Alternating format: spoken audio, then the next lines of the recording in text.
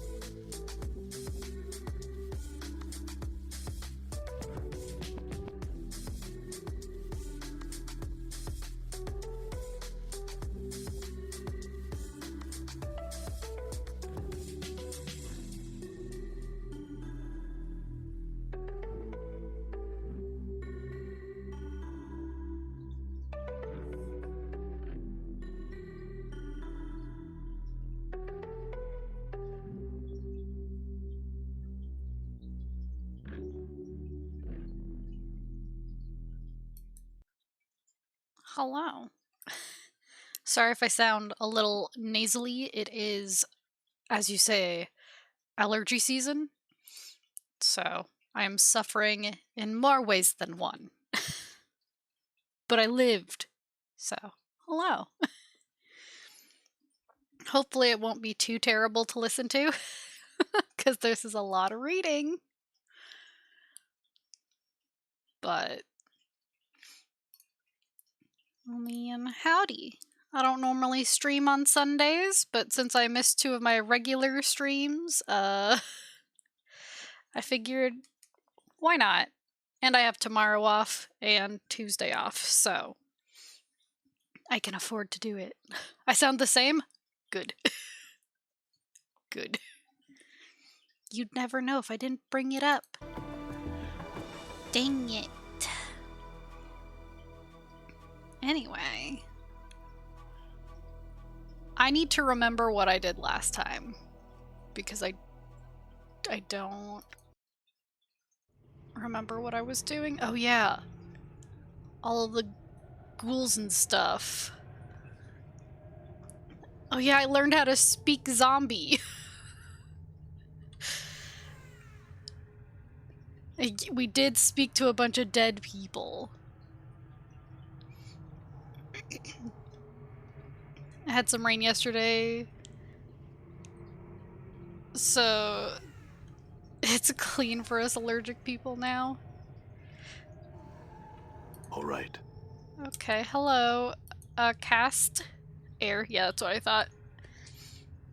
The rot stink of this ancient-looking ghoul woman is nauseating, even from a distance. Okay, rude. First of all, you never tell a woman that her rot stink is nauseating. She'll kill you. Her gray-green skin is infested with tomb rot and festering sores, and her fingers, each capped by a long curved talon, are covered in dried blood and filth. Not even a dead woman? I mean, it still stands that she'll kill you. So, like, even if she's dead. I mean, this one's undead, so, you know. Maybe he prefers men?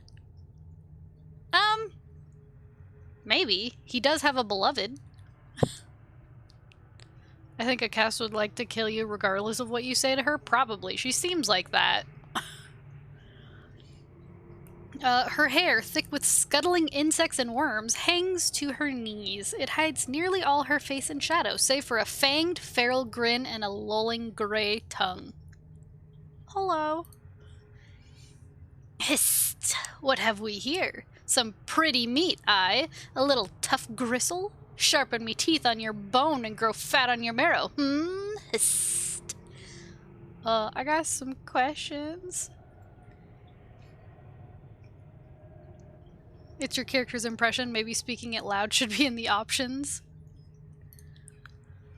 Who are ye to come before me like a feast? Answer, cast.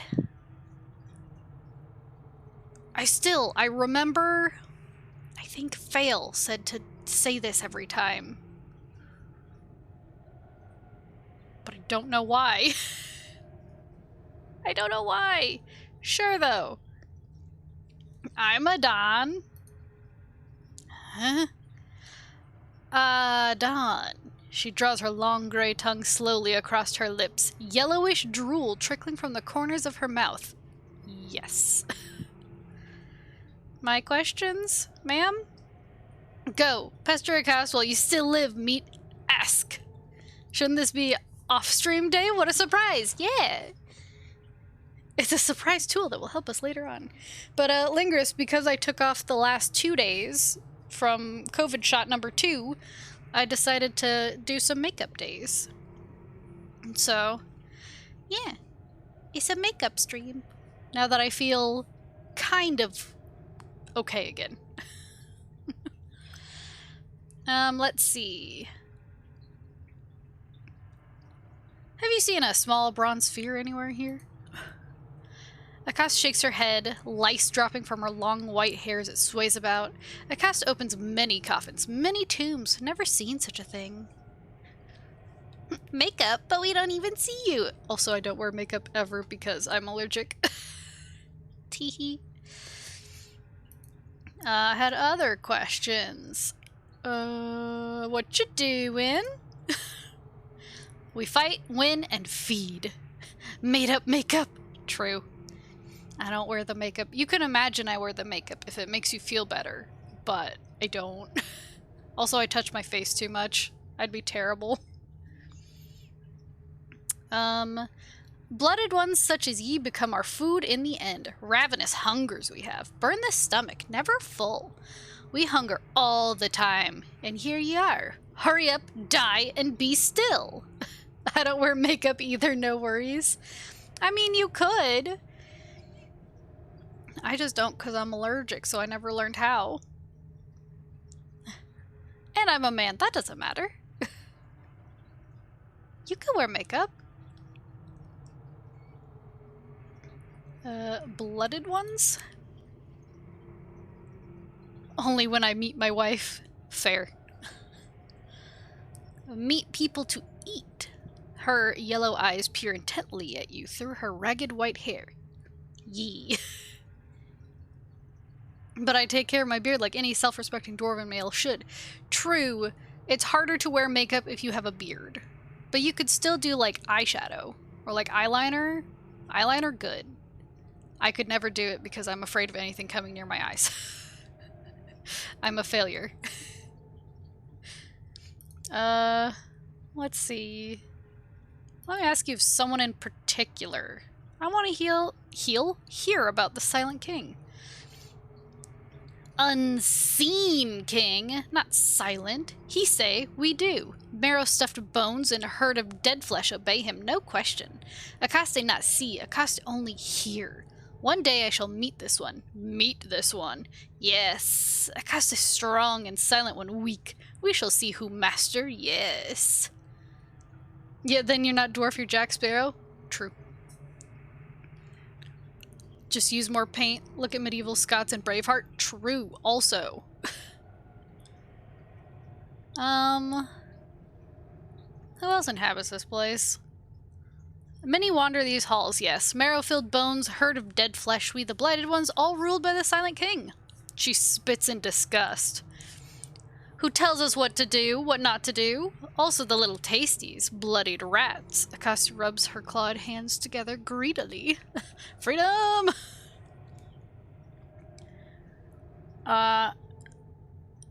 Blooded rats? Go squeak squeak! Aight. Run into the dark, small tunnels when chased. Hard to catch. Snacks hard to get. Warm flesh, easy crunch and teeth. Many of them elsewhere. We go kill them and eat them all. Hunger go away with so many in belly. Always watching us with red, juicy eyes in the dark, want to eat them. Okay, goodbye. Alright. I'll leave you alone. Let's see, where haven't I... Okay. This door is locked. Oh no, look at the bestiary journal if you want to see what she actually looks like. I don't remember where to look. This? No.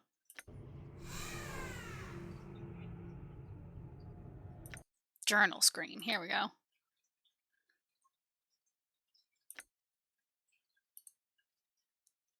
Oh. I mean, I wouldn't want to meet her in person.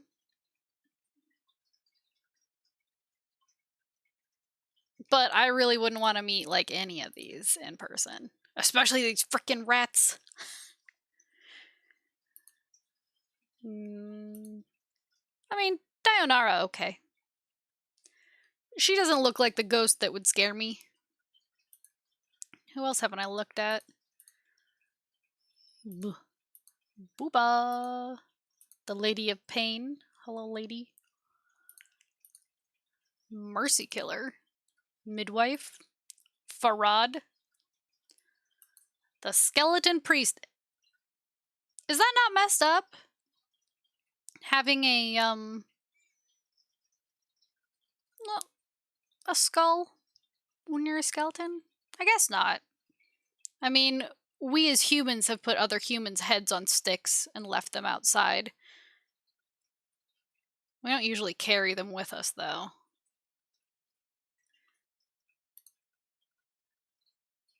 Got the tieflings. The tieflings. Oh yeah, I remember looking at this and thinking, does being upper class just mean you get less clothes? Wizard. Wizard. Okay. Oh, so this is the tattoo guy. Interesting. Interesting. Any respectful cleric must have body parts in their accessories. It means less clothes only if you're female. Game made by men. True. Because if we look at the townsperson male, you just get a lot more colorful. And you get a pretty bad haircut. If that's hair. And not like a crown to be like, ho ho ho ho. Ugh. Ugh. But you can tell that this game was made by men. When you look at the female companions and stuff... Oh, knifed ghoul. Excuse me, why do you have a knife? This ghoul's face has a great gash across it, and one of its eyes has been destroyed entirely. Despite the relative freshness of the wound, it seems to cause the foul-smelling creature no pain or discomfort. You notice a grimy knife tucked into its waistband. The letters here are carved into its handle. Hello? The ghoul narrows his eyes and snarls at you. Its tongue, no less than 2 hands long, curls out to lick at its scabby lips. A guy in Buried Village wants his knife back. Oh. Are you here? The ghoul continues to eye you hungrily. He clenches and unclenches his clawed fist, as if fighting the urge to leap upon you and feed. Could you answer me instead of looking at me like I'm food, please? The ghoul hisses at you. Silence, meat, no talk. I no listen to meat thing. I hear only your heart. Blood in meat's veins. Sweet, delicious blood. Tasty, rich heart meat. Drool pours from its mouth, spattering the dusty tiles. No talk. Okay, goodbye.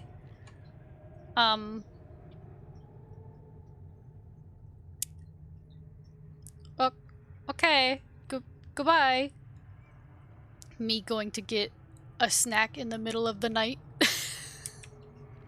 It's a dumb joke. It's been told many times before, but it's true. Oh, hello. Skeletons. This is an iron hinge lid that opens into a small coffin area. And these are royal guards guarding the silent king, mayhap? This foreboding entrance emits a slight wind groaning through the tunnels. Interesting, interesting. Wait, did I get that quest from that guy who wanted his dagger? No.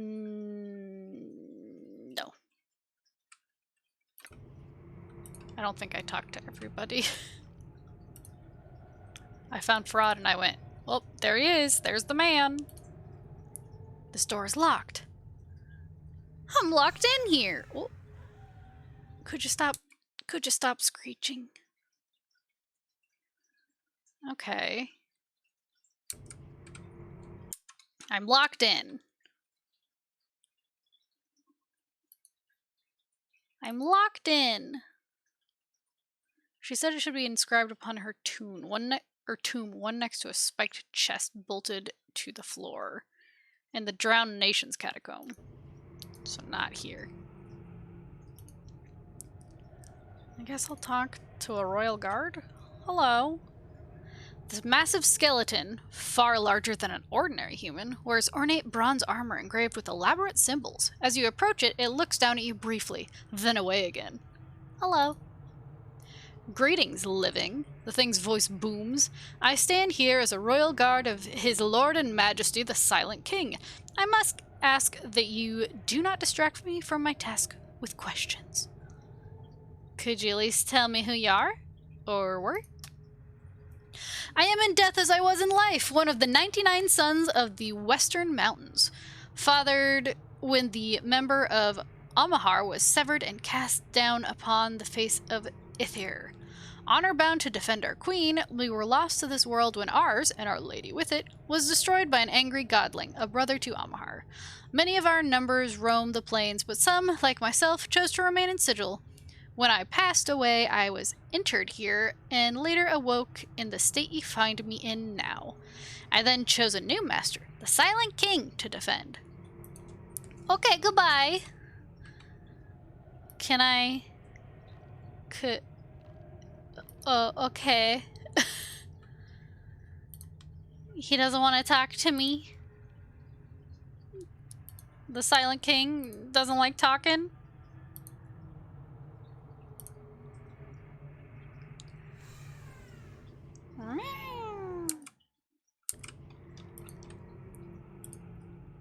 Let's see, we talked to Stale Mary.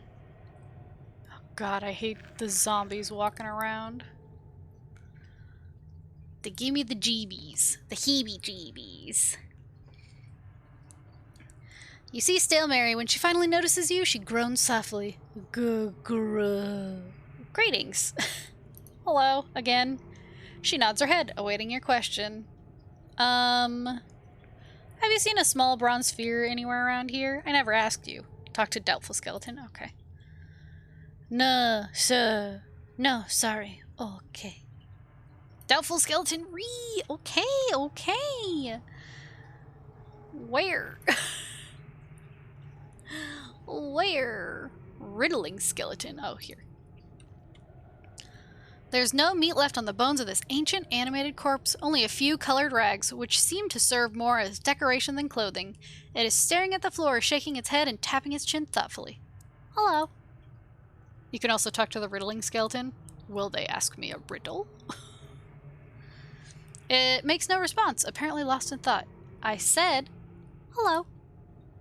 It looks up and, seeing you, sighs with a small puff of dust. I've much on my mind and would prefer to be left alone. Is there something I can help you with? No, I have a difficult decision to make, 'tis all. And what decision is that? Updated my journal. To continue my life here or to die, to finally pass into the true death that I've been told of. I mean, I know what the true death is, but I'll ask him. A complete absence of passion. The true death is the true life beyond this shadow of existence. It is said that we must reach this place to free ourselves. I mean, I don't know why you should.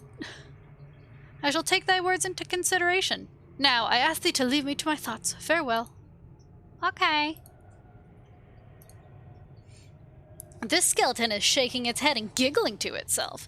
It guffaws and snorts occasionally, biting down on its bony hand to stop itself. It is old enough so that no meat is left on its bones. Only a few colored rags. Hello. Greetings, yes, it sniggers, puffs out, dust flying forth with each breath. I have some questions? 'Twould do thee well to seek answers from another, for I've no interest in hearing thy questions. It covers its mouth, giggling and snorting. I know, terribly rude, but thou shalt have to forgive me for this. Okay, goodbye. I mean, okay. Rude, but alright.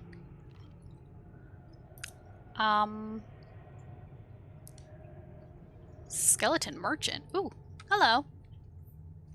You see a skeleton bouncing from the ball of one foot to another, air whistles from between its teeth. It looks very, very bored. At your approach, its demeanor changes entirely. Welcome, welcome! I've got a host of items for your perusal, fresh from the latest Burks who've been trying to loot the quiet ones. Would you like to see them? There should be a skeleton that is trying to figure out the answer to a riddle and you can help him. Ah. Yeah, what you got? Anything I want? Anything I need? Ice Knife. Level 2 wizard spell. Scroll of Elysium's Tears. The skies of the upper plains shed tears. When evil is done, these tears can burn even the most armored of foes. I mean, that's a mood. Morty. Time to sell some stuff. You've been carrying this stuff for too long.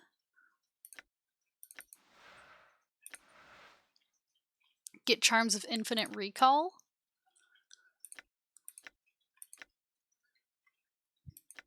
So you can identify stuff. Oh. Oh, these. Lore skill set to 100. Oh. This charm can be used to identify unknown items. It can only be used on the quick item menu on the world screen. After the charm is used, the user must then enter their inventory screen and right-click each item they want to identify. The charm will only allow the user to identify objects that are in his possession. Items in other characters' inventories cannot be identified this way. The effects of this charm are temporary and must be used quickly. Okay. Oh, nope. Hit the done button. Thank you. Thank you. I'd like to ID this claw and this severed arm. I'm sure they'll do me well. Did you have anything? Oh, yeah. You had all this stuff that I don't need anymore. Should I sell this axe? Probably. Right? What about the hammer? I don't have anyone who can use it yet, so... But it's an enchanted hammer.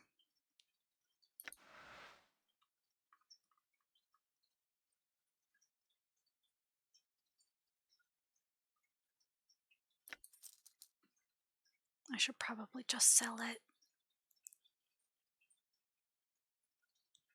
Sell it? Okay. I have money. Sell all the stuff. God, sell everything. I really should sell everything, but I just can't bring myself to do it. I'm a hoarder. I'm not gonna put that in quick items. Yoink. Cool. Okay, I guess I haven't gone this way.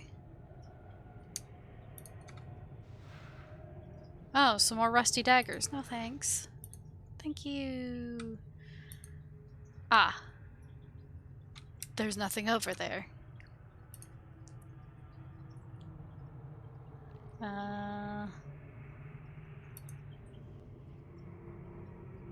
Skeleton ghoul, skeleton ghoul. Identify the stuff in my inventory? Okay.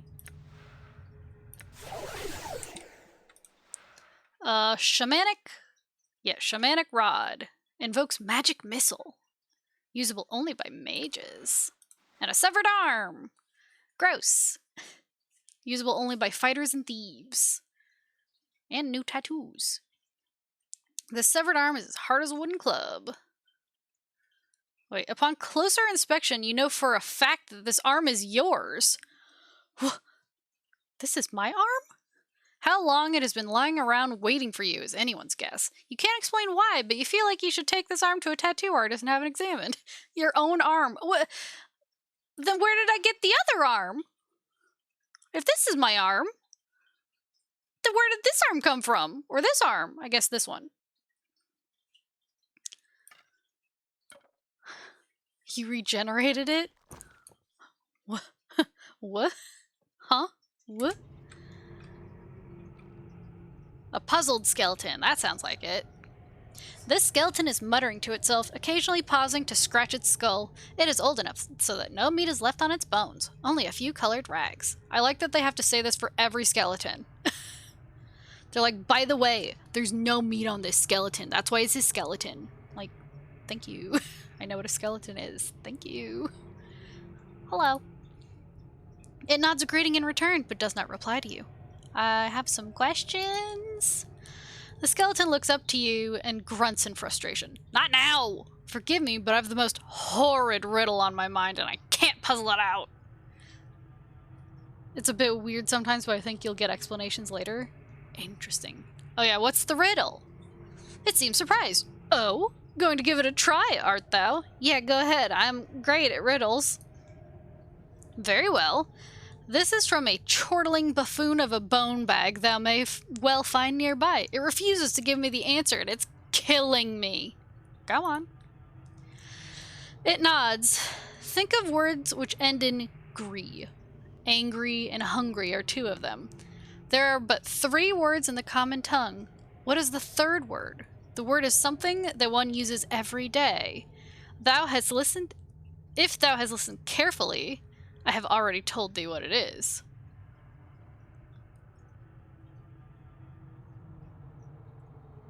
Wait, of course you have its tongue?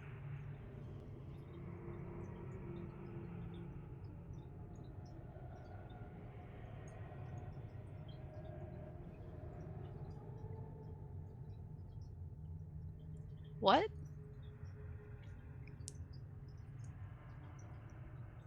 Clickety click? Okay. It seems incredulous. 'Tis what? But the first 2 sentences are unrelated, only there to trick you. Remember, there are 3 words in the common tongue. The third word is tongue. Oh. That's, oh, a devious trick. Why, I have no tongue either. It stops, then laughs, dust billowing from its creaky jaws. That's good, all right. I thank ye. In knowing the teachings of Zerthamon, I have become stronger. My blade has shifted. Nice. Dakon's weapon has changed. Ooh. It changed? I'd like to see. I don't remember what it was like before. I don't remember what it was like before, so, Ooh, he can do another spell. Which one was... It's +1 now. Oh. This one's magic missile. +1. So this one's bless, right? Should I give him a bless, or should I just give him...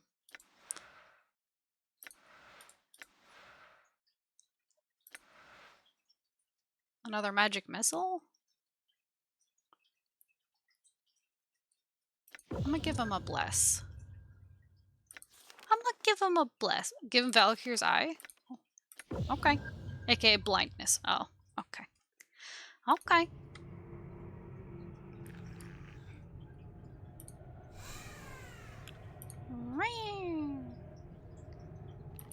Doubtful skeleton. I already talked to you. Oh. Hey, bro. Hargrim acknowledges your presence by nodding quietly in your direction. Go talk to Suego now. I guess they're done with their thingy. Their thingy. Their prayers? I don't know. Hey. Ah, well met again. I met a skeleton in one of the hallways here that seemed on the brink of seeking the true death. Oh, I will go speak with him now. Okay, goodbye. Could you speed up? Could you go any faster? I want to break into your stuff. Hello. Pry it open. Certain that Suego's not coming around, you pry open the small panel and peer inside. There's some sort of book or journal there. Pull it out and read it! The book proves to be Suego's journal. It details his being attacked by a were-rat and his eventual regression into lycanthropy, and his flight from the mortuary after unwittingly slaying and devouring a friend. Looking for a hiding place, he came upon the Warrens of Thought and agreed to serve many as one. Hive mind of the cranium rats gathered there. He is now here in the Dead Nations in order to spy on the undead for many as one, who hopes to one day control this part of the catacombs. Updated my journal. This backstabbing bitch. Now you can squeal on Suego and Hargrim to Hargrim and he'll let you out of gratitude. That's what I was gonna do. Look, he hasn't even finished leaving yet. I'm telling on you. I'm telling. You can't stop me. I'm faster than you. You're slow. Hey, did you know Suego's a cranium rat spy? It draws close to you, smelling of dust and mouldering cloth. What is this thou speak of? What proof have thee that Suego runs with the brain vermin? There's proof in his quarters, his journal. Updated my journal. We shall see. I shall gather Suego and speak to him of this matter within his chambers. Should this be true, I shall owe thee thanks. I feel stronger. I feel stronger. After snitching. Suego, what is this I hear of thee being in league with the many as one? What? It's untrue! A cruel rumor! A lie! Dare thou lie to the high priest of the Silent King? No, no, Hargrim, I would never presume. Where is thy journal? Let me see it. Prove thy innocence before the eyes of the Silent King. I beg for your mercy, Hargrim. The dead truth shall protect thee here, Suego, but thou shalt never leave these catacombs. Thou shalt continue thy pursuit. Ghoul, see that this man never leaves. Allow him to speak with no one. Bring them food and water as necessary. But you can't. Mark my words, living only the truce protects thee. Do not cast thy only shield aside so easily. Ah! Strong. The text is too fast. Oh yeah, it's so fast. But I snitched. I snitched and I leveled up. No characteristic points. That's okay. Spell memorization abilities have increased. Ooh. Now, what about me? Ooh, 2 more spells. What do I want?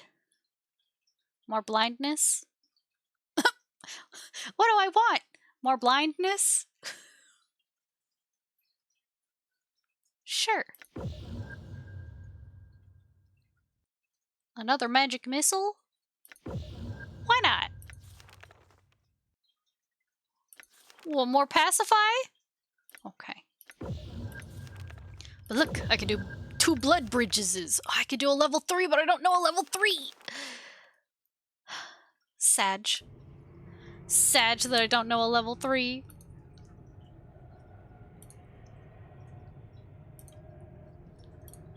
So where did he go?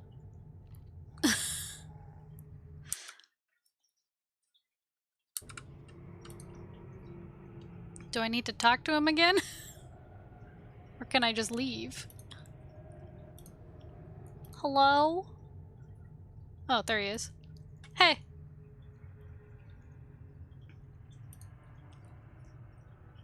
Yeah, can I rest here? No, were thou not a prisoner here? Awaiting thy death, the answer might be different. Oh.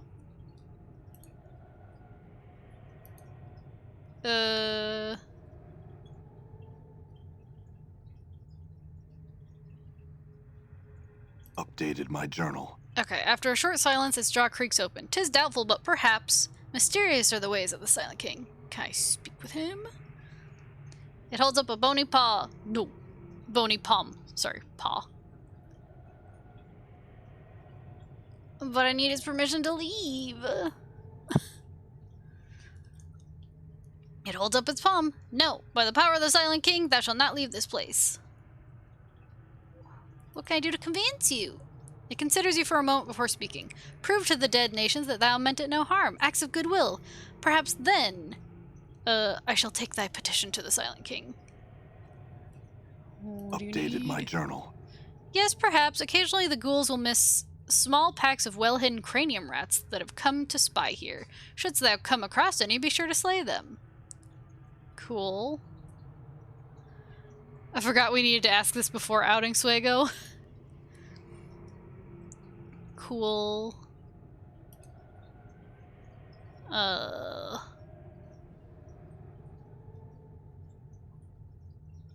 Can I talk to him now?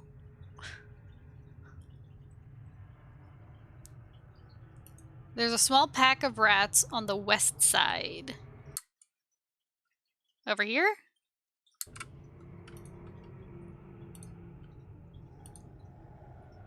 Over this area? Ah, now there's rats here. There weren't any before, but now there are. Kill rats. Murder rats. Murder kill. Murder. Hiya. Hiya. Die. Hiya! Nice. Oh boy, rat tails. Ooh. Sorry. You ever just sing the DuckTales theme to yourself? Because I just did. I murdered the rats. Hello. I found and killed a group of cranium rats in the rubble of an old passageway. Updated my journal. Rat tails. Woo! It nods, obviously pleased. Thou have our thanks. May the Silent King watch over thee. So, can you go speak to the Silent King for me now? I shall carry thy request to the Silent King. Thanks. The Silent King has spoken. Thou art free to go. Thy way shall no longer be barred. Thanks, bye. Updated my Knowing the journal. teachings of Zerthamon, I have become stronger. Level. Puggy. He can learn even more. Or a blood bridge.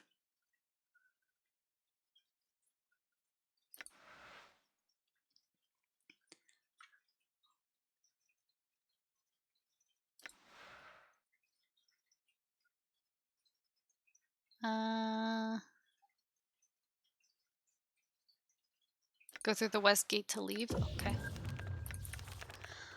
Okay. The west gate.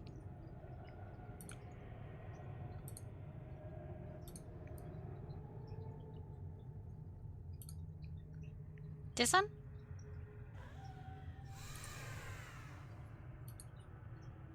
Haha. Yeah. Nothing. Oh, more junk.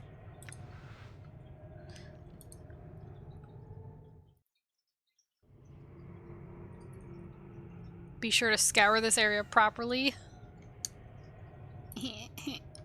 These totems appear to mark zones the Ghoul patrols consider safe for their kind. The Ghoul patrols. Done. What's here? Yoink. Thank you. Hello? Meat creature, no place for you, this is. What is this place? This is the Drowned Nations. This is our new hunting lair. This is our larder. Okay, goodbye. That's cool.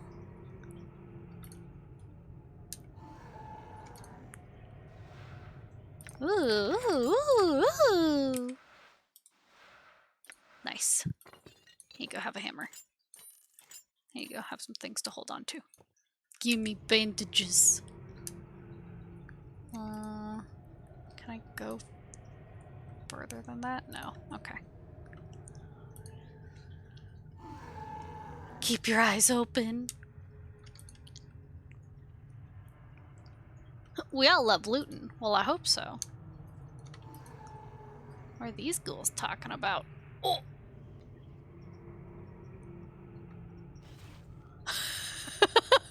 Mood. See an enemy coming towards you. Get growled at, go, oh. They aren't that tough. Just kill it. Oh, now it's running away. I mean, I feel a little bad. It's getting bullied. But I guess I am a bully. Murder! Murder! Oh god.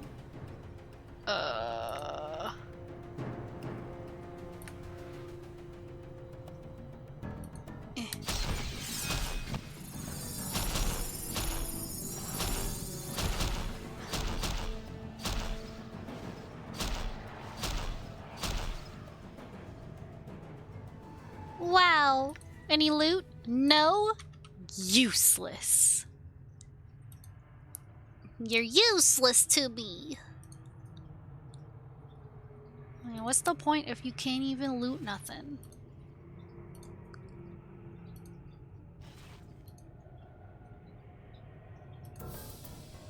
Hiya! Damn. Hiya! Did you see that? Ow. Tanya's Valley. Tanya's Valley. Ow. Murder! Yoink. Gimme, gimme, a gimme. You can keep the skull. Oh, okay, alright. Oh wait, I have claw charms, not blood charms. Hello, ghouls. Yes? You take your treasure, yes. Take it and go, meat thing. What is that thing? It's a pipe of cloud kill. Troko Potaka, yes? You like? We not like no scary and mean monster. They not like us, dead now, yes? And Cloud Kill is probably the best spell in this game. Oh. This face doesn't look carved so much as calcified. Okay, stop growling at me.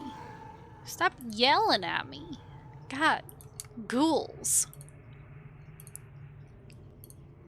This barrel... The barrels are filled with a black viscous fluid. I mean... I hope they mean, like, oil. Magic missile! Yeah! Yeet! No, don't come at me. Don't come at me. When you go blind.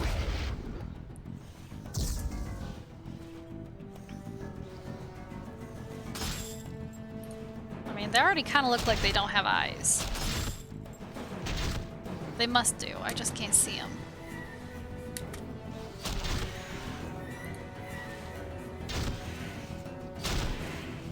Damn. Ow! Ow! Did you see that? Rude. No loot either. Cry. The totems are clearly outdated. This is definitely a dangerous area to ghouls. No ghouls allowed.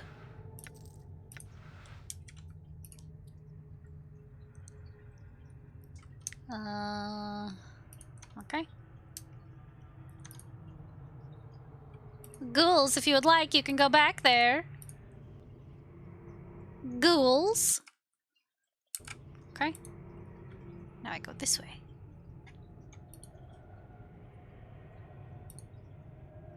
Ghouls. Aight. Hello, ghouls. Anything around here? Nothing? Nameless Zombie's tomb is here. In this one? Meat creature, no place for you this is. What you doing? We look to expand our home, eliminate enemies, find food to keep from chewing on walking meat. Yes, the Silent King tells us no walking meat. Okay. Okay, goodbye. I was gonna say, I don't see anything here.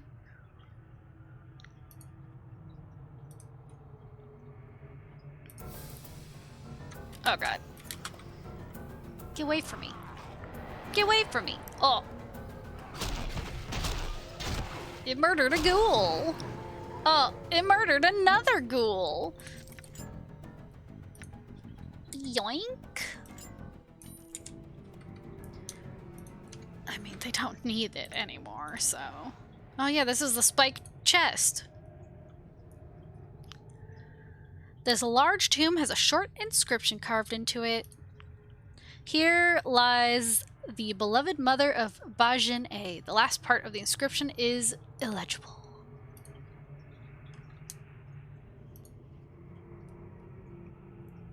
This container is locked. Obviously, I'd like to use a weapon. Forced it. Opened. Opened. Open. Iron knuckles. Sure. Spiked knuckles.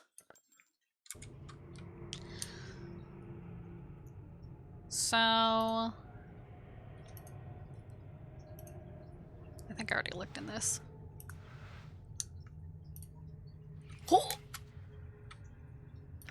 Oh! Endure. In enduring, grow strong.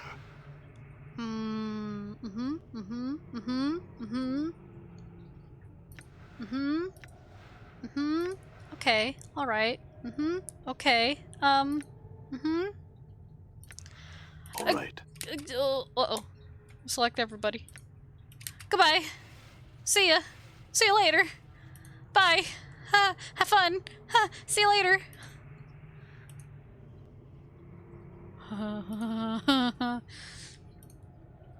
Goodbye. See ya. I got someone to talk to. We're not done here yet. I'll go back. But I want to rest if I can. Since I used up all my spells like a smarty pants. The Re has spoken. Hello, can I rest? Yeah. Thank you, thank you, thank you. No, thank you.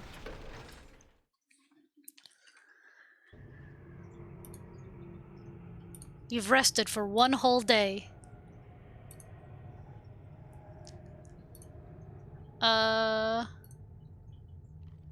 Hey.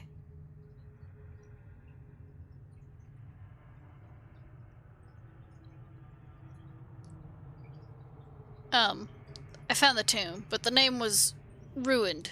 Illegible. Updated my journal. No! The zombie holds her shaking head in her hands. Cannot be. Why don't you just choose a new name? She stands there, watching you silently. Did you understand? You can choose a new name. She shakes her head, backing away as if frightened. But no! Can't you see how you've changed? Would your true name fit you any longer? She pauses, putting her hands to her cheeks. The corpse bites her lower lip. Yeah, see? You can let your old name go now. Become something new. But who? What name? She appears confused, overwhelmed. Anything you like. Anything. She stands quietly for a time, staring at the floor. Suddenly, she raises her head. You name? Name me? Okay. Updated my journal. Okay. You think of a name, but before you can speak it, the zombie hushes you, drawing close and cupping a hand over her ear. You whisper the name to her. The corpse nods and smiles. Yes, thank you. Wow, so you don't have to say what name you're giving her.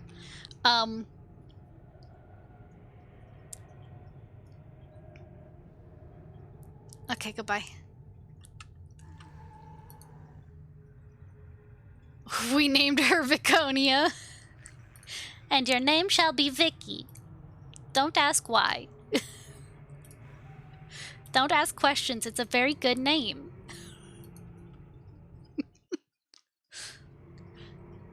Done. Better than some other names we could have given you. Okay, back down this way I go, I guess. Also, you're me bloody wife now!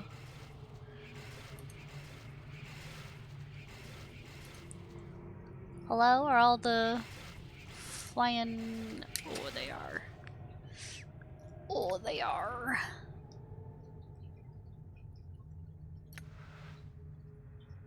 Oh, this is only on a 1, huh? Yeet!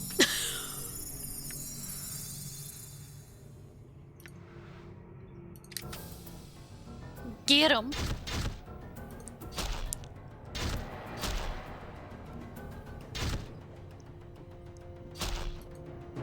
God.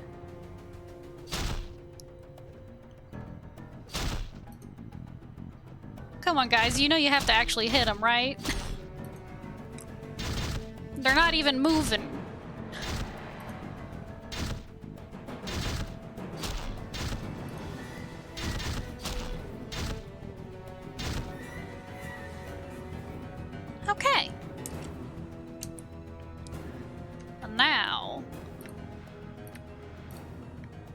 Forced. Yeah. Opened. Let me in. Let me in.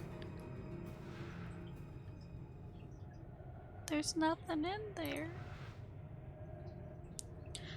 Oh.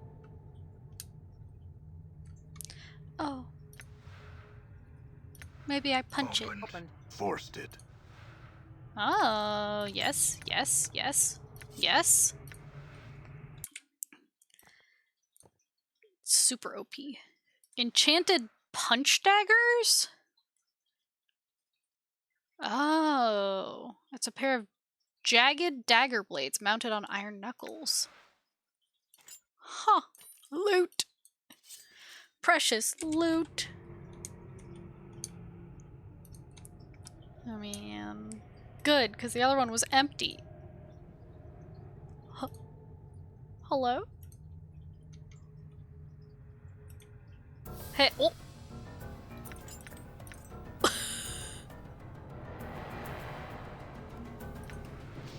Ah!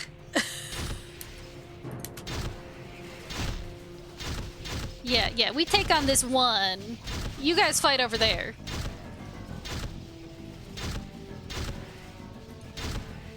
Oh my god, there's so many of them.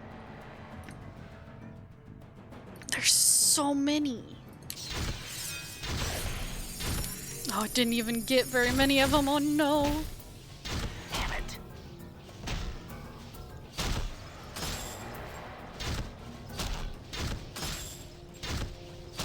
Owie. Come on, you gotta hit him. Okay. Okay. Okay.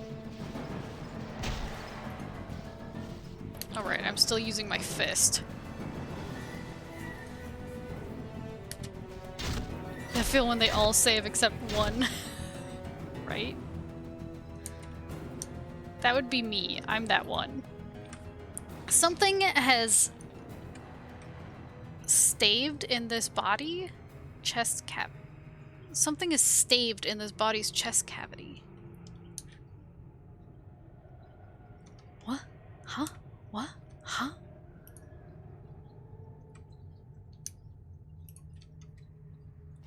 Whoop.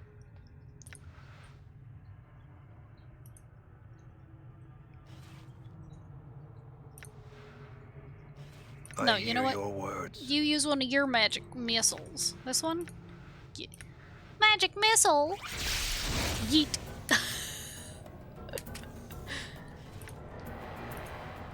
Hiya. Hiya. Hiya. Huh, yeah. Don't start running away now. Get back here. Now you've backed yourself into a corner. Damn it. The Karak sings true.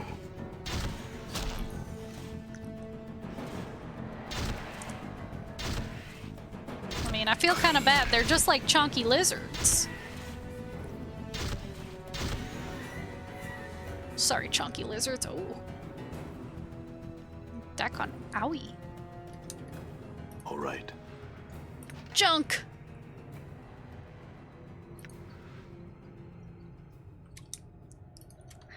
The Kawak sings too. Huh. The area is littered with bones and droppings. A dank animal stench fills the air. Ah, a bronze sphere! You can keep your skull. Ooh, achievement unlocked. The bronze sphere. They giving out achievements for that?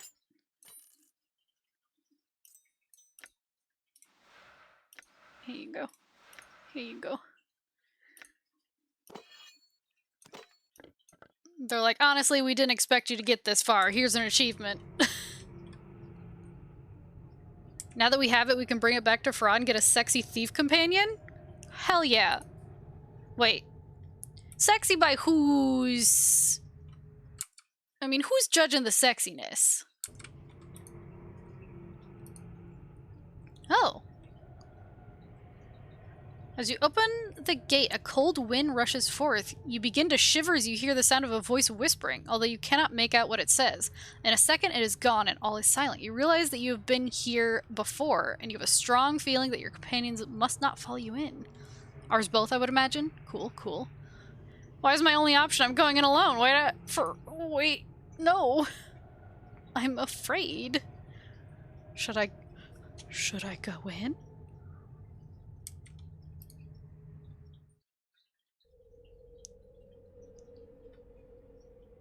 No need to go here yet? Oh. Good thing I saved.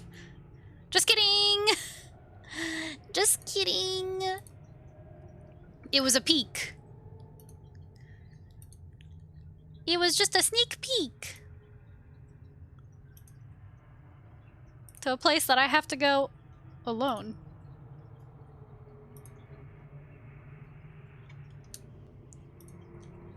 A slight murmur and susurrus emanates from these openings. I cannot read that fast. As if there were something dwelling within.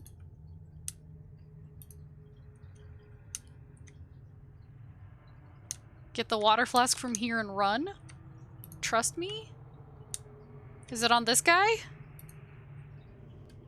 Oh! Uh-oh. It is not on this guy. Is that it? Gimme it! No, gimme! No, gimme! Turn on quick loot. Ah. Goodbye. No, goodbye. No, I'm leaving. No, see ya. No, bye. I'm sorry, I can't stay. I can't stay in chat.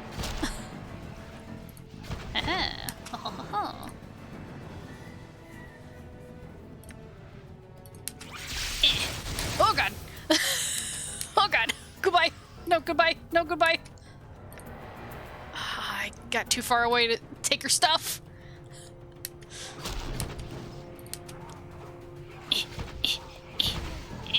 Oh god, there's too many of them. Goodbye. Goodbye. I'm getting a lot of ghouls killed. Hi ghouls. Bye ghouls.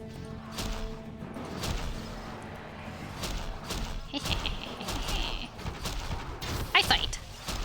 See, look at me fight. Ha ha ha. Ha, I help. Ha ha ha. I helped. Yoink.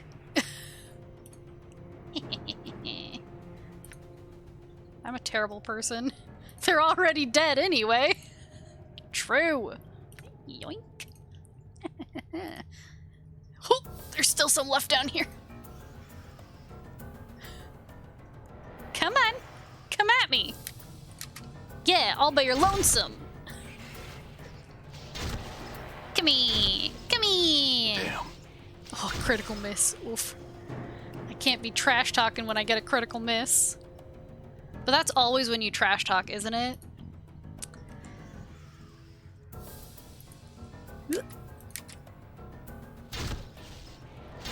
Just folly. Nice. Nice. Nice. Oh, yeah, run! Run! Run, trust me. Me runs, goes back anyway.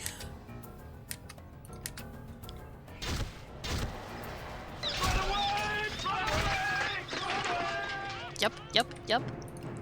I run away, I grab one. I say, come fight me. What's up? Here. I guess I could actually, Flies wouldn't even rest on your carcass. fight me.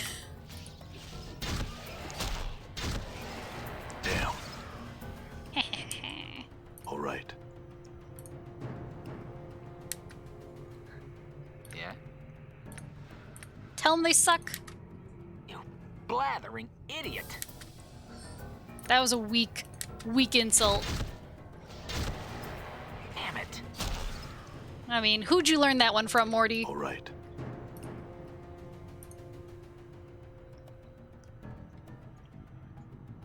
Huh? You leatherhead. You leatherhead. Where'd you learn that one from? Done.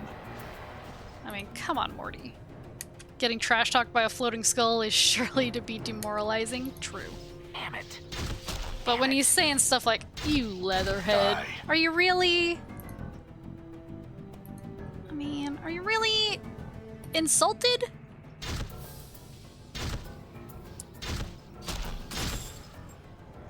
Nice. Nice. Get hacked. Goodbye! Goodbye!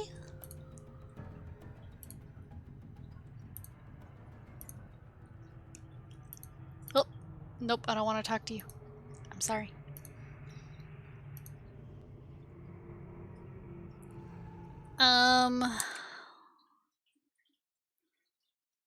Back to the Dead Nation's catacombs, back to the Warrens of Thought. Which way do I want to go? The Warrens of Thought? I love how this chat is just a long list of valet. Yeah. To Thought? Oh, I don't like Thought.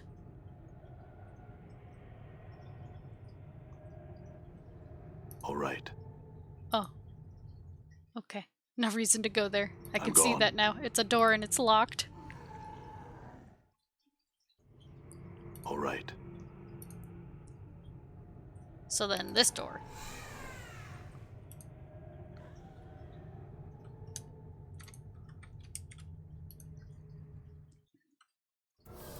Oh, God. Really? As soon as we leave? Just folly. You bench? God. You stay out of this.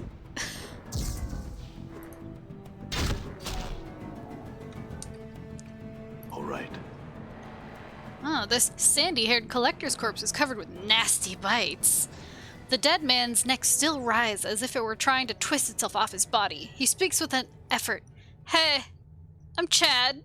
Need your help? What's wrong? See this neck? It's stretching like taffy and contracting.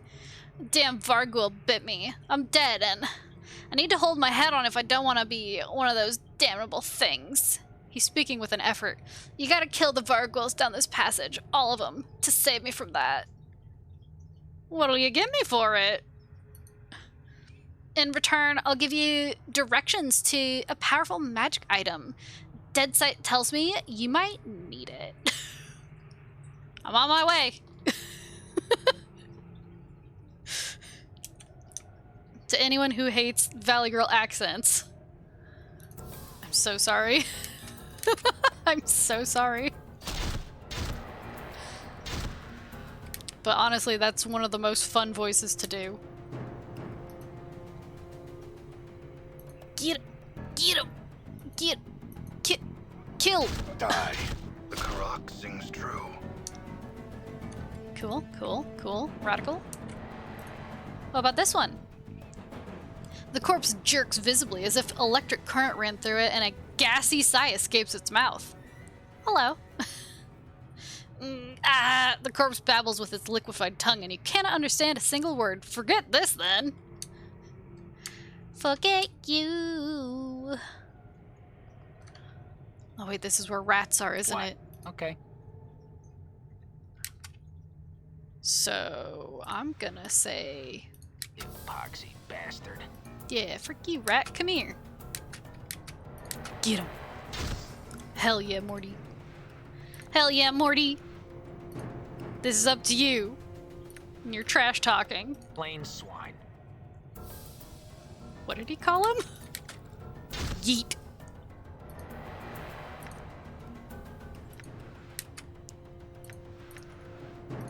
Slattern. Slattern.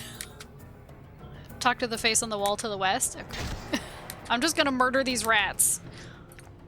Now that I've figured out I can, hide here. Even 50 swigs of brandy wouldn't make you look good. Oh, now that one hurts. This is the most cheese strat I've ever seen. Hello, welcome to cheese. Oh! Nope. Too many. Too many. I want one. You got a face only a sledgehammer could love. And has. Get him, Morty.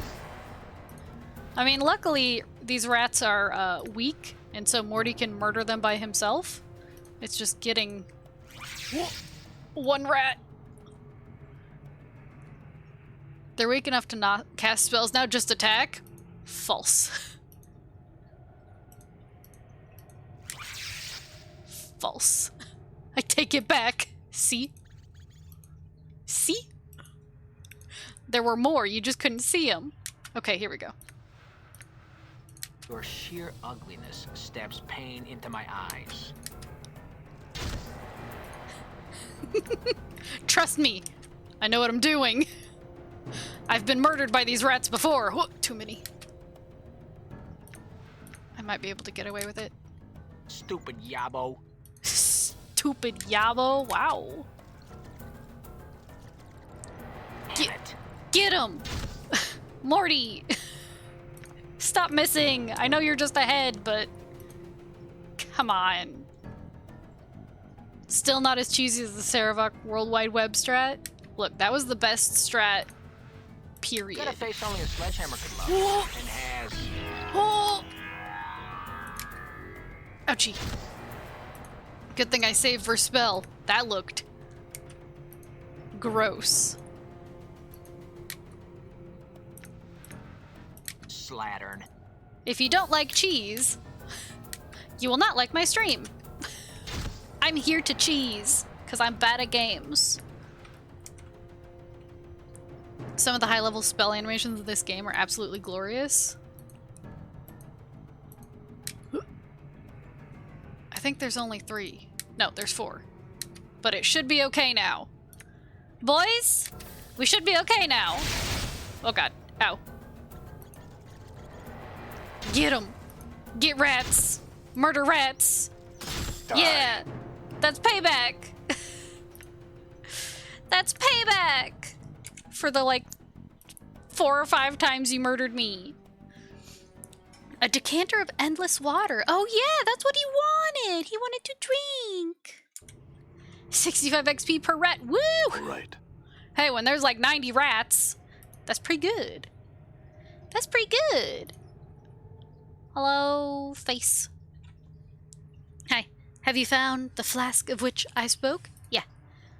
A note of eagerness creeps into Glive's dead voice. You have it? Pour some of its water across my lips, and I shall tell you what I promised to tell you. Here you go. The clear water from the flask trickles across the stone lips, diluting the filthy flow that spews from the holes. As you watch, the ditch's water slowly dissipates entirely, the dirty taint of it replaced by clear, fresh water. Glybe groans in ecstasy. After a moment, he says, "Do you wish your answer now or later?" We'll also need the water flask much later on to get a new companion. Ooh. Do I want it now or later? I don't remember what I said to this man. I guess now? Seek out the woman called Nimel. She resides in the Clerk's Ward in Upper Sigil. I know not where exactly. Best of luck in your quest, Immortal. The voice seems to fade as it speaks to you. Okay, bye. Updated my journal. Thank you. Okay, so we still have it. Good. This will be a bit further down the line. Cool. Cool. No, you leave me alone. Don't even. Done.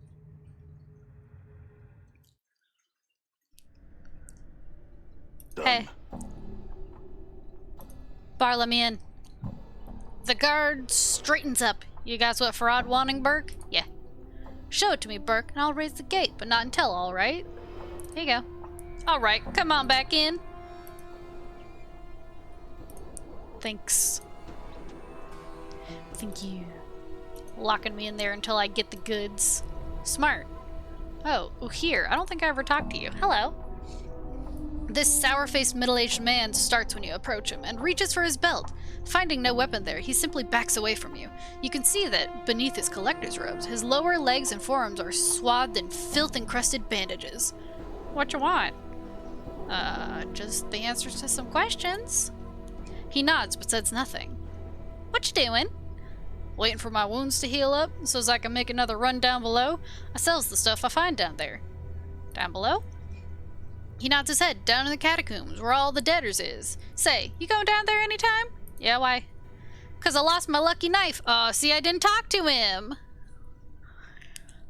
He grunts angrily, stomping his foot. He's been with me for years. Right here. He points to an empty sheath on his belt. So what happened to it? I was poking about in the catacombs below and ran smack into a ghoul. Must have been a straggler, because there's usually more than one. He bit at me face, so as I covered it up with my arms and stabbed it in the eyes. It dropped and bit me leg for a while before I shaked the piker off and made it back up here. Oh. Also, we should go to the seamstress's place for some exploratory surgery. Oh, God. Quite a story. I'll bring back your knife if I see it down there. My journal. Would you? I'd be grateful, so I would. It's got my name carved into the handle. Cool. Bye. Should I go see the seamstress first? Before I go see Farad? She scared me.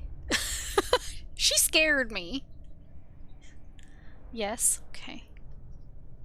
I'm afraid of this woman. It will be fun. Smile. All right. Hi. I have some questions for you, Marta.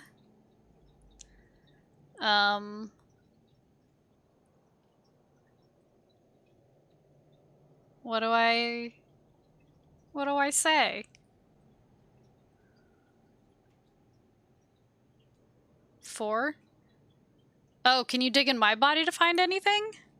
Marta squints at you. Then nods. Marta can do that. Can't you, Marta? Yes, you can. I am not gonna watch this. I don't blame you. Where? Marta's studying you as if looking for the best place to crack you open. Could you crack open my skull? I'd just love it if you could just crack that open.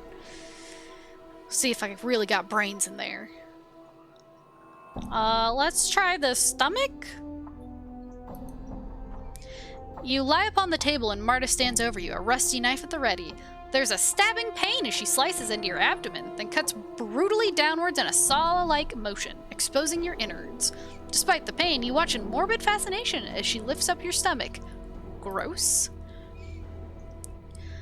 Your vision slowly returns to see Marta standing over you, shaking her head. Nothing found, eh, Marta? She shakes her head. No, nothing, Marta. No, look. Should we try again? How about my ribcage? You lie upon the table and Marta stands over you, a chisel and mallet at the ready. There is a sharp crack as she splits your ribcage open, and you choke back your screams as she begins to fish in your lungs. As you try and gasp for air, you go numb, then black out from the pain. Your vision slowly returns to see Marta standing over you, shaking her head. Nothing found, eh, Marta? She shakes her head. No, nothing, Marta. No luck. Should we try again? Check the intestines. Could be lodged in there. You lie upon the table and Marta stands over you, a rusty knife at the ready. There's a stabbing pain as she slices into your abdomen, then cuts brutally downwards again. This time, she plunders your organs, humming to herself. There's a wrenching pain as Marta lifts up the ropey mass of your intestines, blood and other fluids streaming from it. Look at this, Marta, look at this! I see. Cut there. Marta makes a small, deft incision at the side of one of the intestines, and you hear a ting as something small and metallic strikes the floor. Updated my journal. Gained 2 items. Okay. Hold on to your guts, literally. We will need them much later, God. Marta then dumps the soupy mass back into your torso, then reaches down, picks up the object. A ring, it appears, and she flicks it to you. Pretty, eh, Marta? She nods. Yes, Marta, one shouldn't swallow such a thing. No. Thanks. Was there anything else? Marta shakes her head. Nothing more. Nothing, eh, Marta? Should we try someplace else, Marta? Crack open my skull. You lie upon the table, and the last thing you see is Marta standing over you, chisel and mallet at the ready. There's a sharp crack, and you scream as everything goes black. Updated my journal. Your vision slowly returns to see Marta standing over you, shaking her head. Nothing found, eh, Marta? She shakes her head. No, nothing, Marta. No luck. Should we try again? No. Goodbye. Look at the journal entry for this.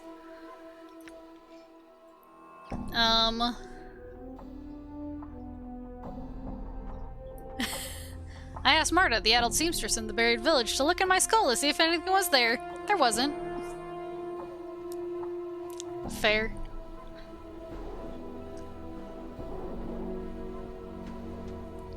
Fair. It's like my skull. A twisted ring. Oh, and my intestines! Can I... Oh, okay. Oh, okay. +1 to armor. Sure. Let's see what your guts be looking like. Gross. Gross. Nasty. Nasty, nasty.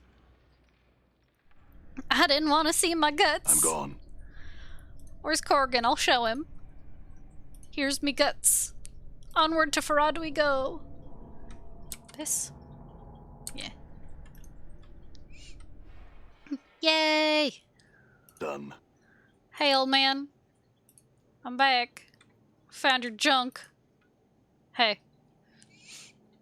Ah, corpse! Farad turns as you approach, his crutch clacking on the cobbles of the court. He licks his lips and smiles expectantly. Have you brought me what I asked for? Yeah, here you go. Farad's eyes gleam as you hand him the bronze sphere. He touches it gingerly, almost reverently. You, he chuckles. Ah, corpse, such a gamble you were, and paid off handsomely you have. Farad studies his reflection in the sphere and tisks. The years have been cruel to me, I see. I did what you asked, now I want some answers. Farad doesn't even look at you as you speak. His attention is swallowed by the sphere he holds. Yes, yes, ask your questions. Farad turns the sphere in his hands. Very important, your questions. What do you know about me? Why was I told to seek you out? Farad studies you with a critical eye. Stay your weapons for what I'm about to say, corpse, for it could be your ears will take offense. Uh-oh. Farad smiles wickedly. My ears no longer care, but yours are still fresh for the burning, it seems.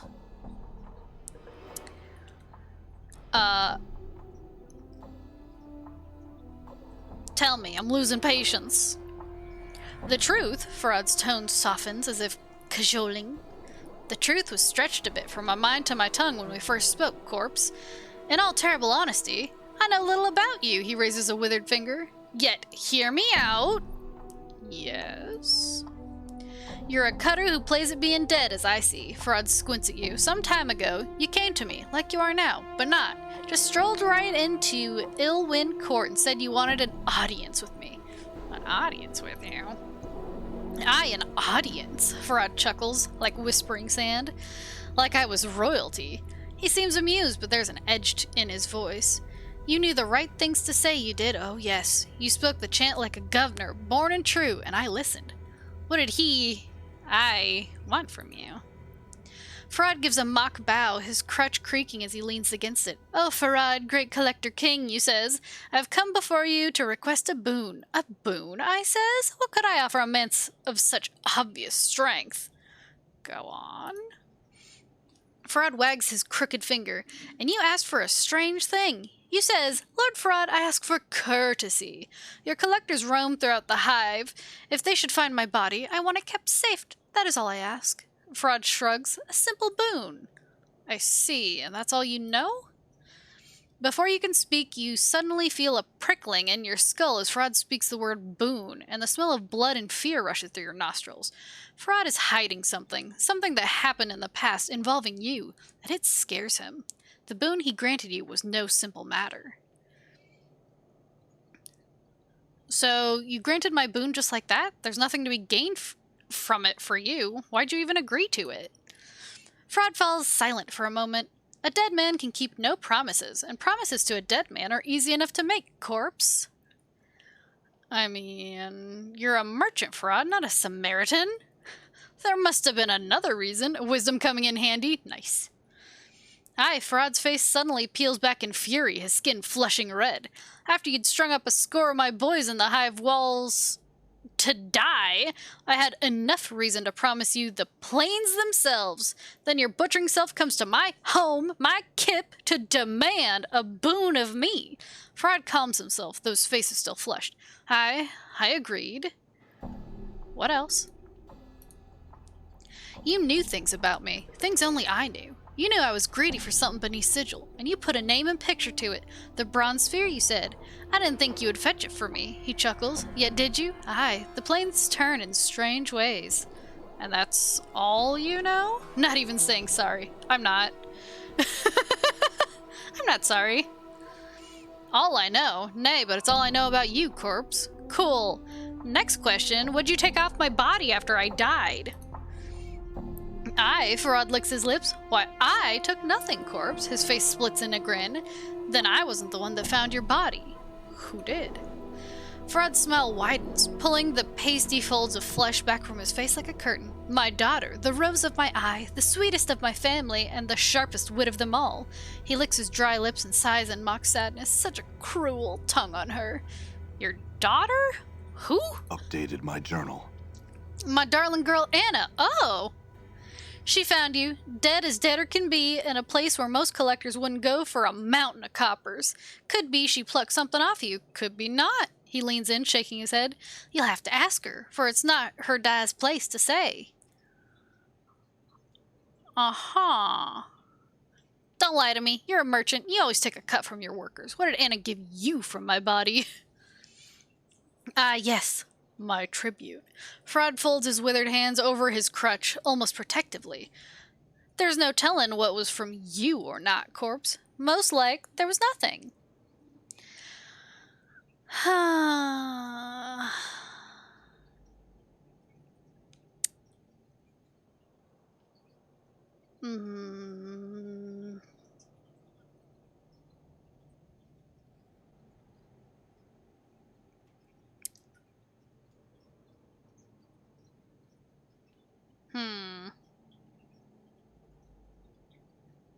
Yeah, whatever.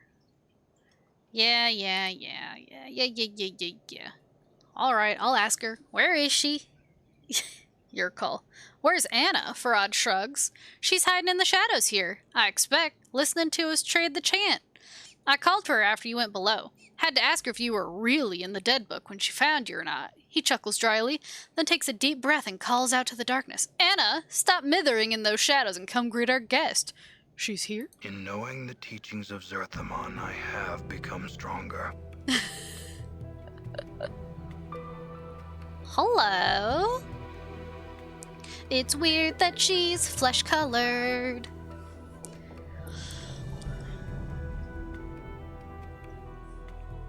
Oh, what now? You turn to see a striking redhead girl dressed in leather armor. You didn't even hear her enter the chamber. Her right arm is covered with a series of interlocking plates that look as if they were taken from the skins of some creature, and a horn shoulder piece protects her left arm. Oddly enough, she has a tail that is flicking back and forth as you watch. Good. You're Anna? I met you in the hive, outside the mortuary, correct? The girl ignores you and turns to Farad. What's this about then? I'm not playing the leash pull with this scared dog, I'm not. Get one of your other gullies to do it. Anna, rose of my eye, have I not taught you to respect the dead? A thin smile warms across Farad's face, and he makes a slight bow towards you. This resourceful corpse needs to know where you found him. What are you on about? She squints at you. He's not a deader. Ah, yes, my mistake, Farad nods. Then his voice drops dangerously. Yet, my darling Anna, that still makes it your mistake, for this one only had 1 foot in the dead book when you brought him to me. He taps his crutch against the flagstones with a light tap. He woke up, sought me out. Most embarrassing. So, Anna glances at you, then shrugs. He shouldn't be playing deader on the hive while I'm out, or while I'm about, or he'll wake up in a Dusty's arms, he will. I mean, maybe you could have checked to see if I was alive before dumping me off there. Girl? Oh, aye, and maybe ye should have been more careful, and maybe ye wouldn't have been lying face down and stone still on the alley cobbles like a deader, aye? I mean, enough. Where'd you find my body? I don't want to fight you, girl. Show him where you found his body, Anna. Farad taps his crutch again for emphasis. Take him to the haunted alley. Farad studies Anna for a moment, then grins and turns to you. If you happen to lose my darling Anna on the way to the alley, corpse, you will come back and see Farad. I'll guide you. Updated my journal. Anna sneers at Farad, then throws a glance at you. Come on then, and keep your steps quick, Jig. I've little time to waste on the likes of you. Okay. Let's go there now? Question mark? Or can I just grab her and then go get that dagger? Grab her now? Yeah, no, yeah, oh, yeah, oh, yeah, oh.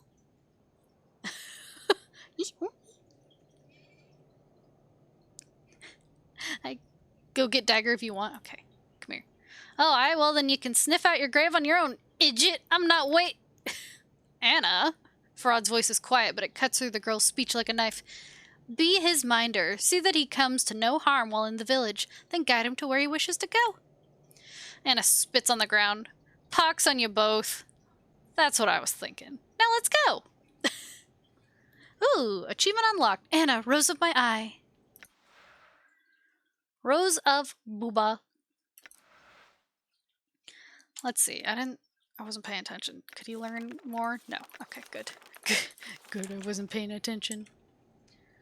So now we got Anna. It is so weird to me that she's flesh colored. Like, I can't adjust.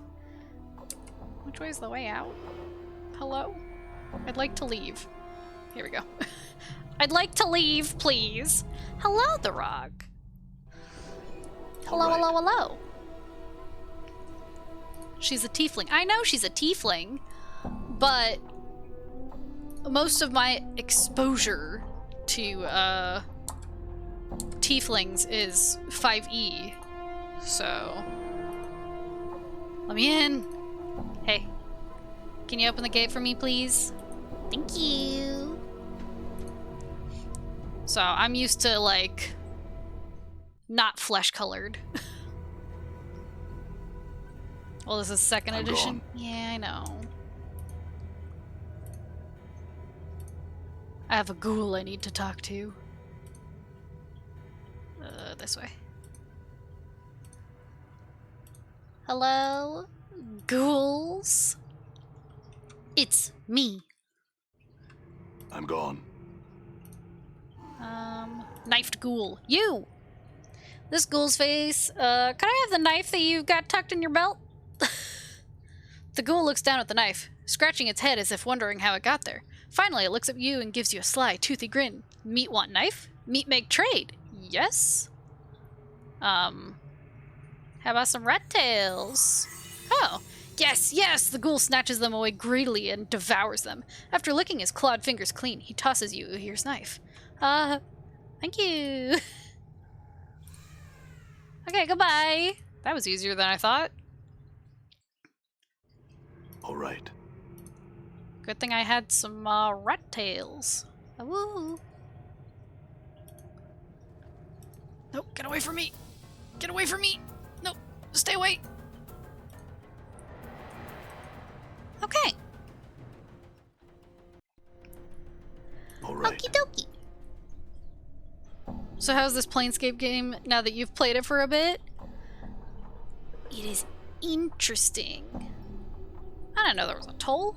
Lots of folks don't, but there is. How much is it? For you, 50 coins. Okay. A smile wreathes his ugly face. That's good enough. Pass it through and I'll open the gate. Grab it and it's yours. I want to do that so bad. So bad. But I don't want to lose access. Here you go, you bench.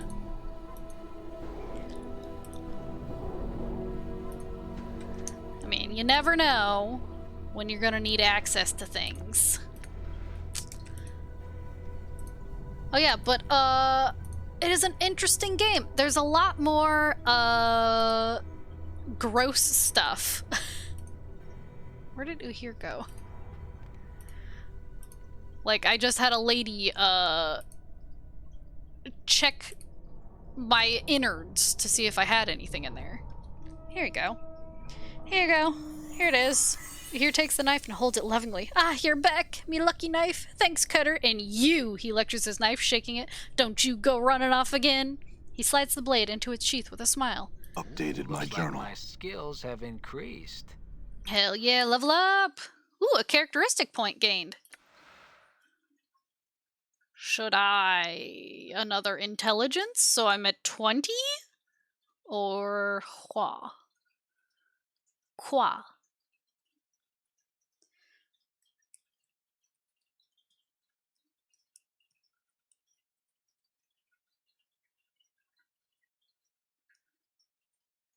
My intelligence surpasses that of mortal men.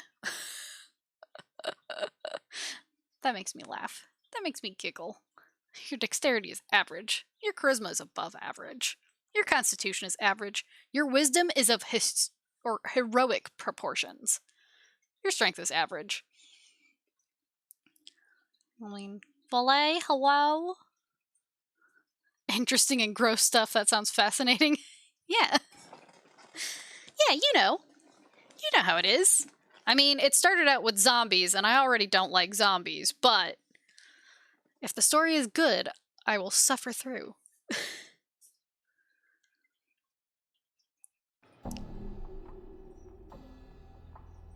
I mean... Valet vanish.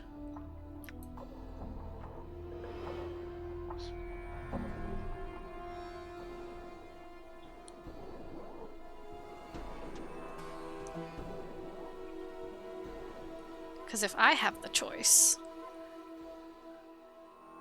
I'm gonna just put it into intelligence.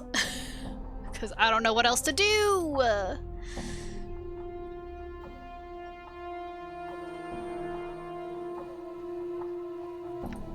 Doing it. He can re-hit me later. Morty! Hello, Philfink! Hello, hello, hello. And got that hair. Got that hair.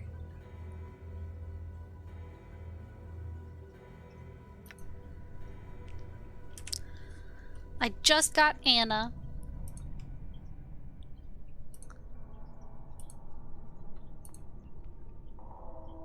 Hello, thugs. Hello, thugs.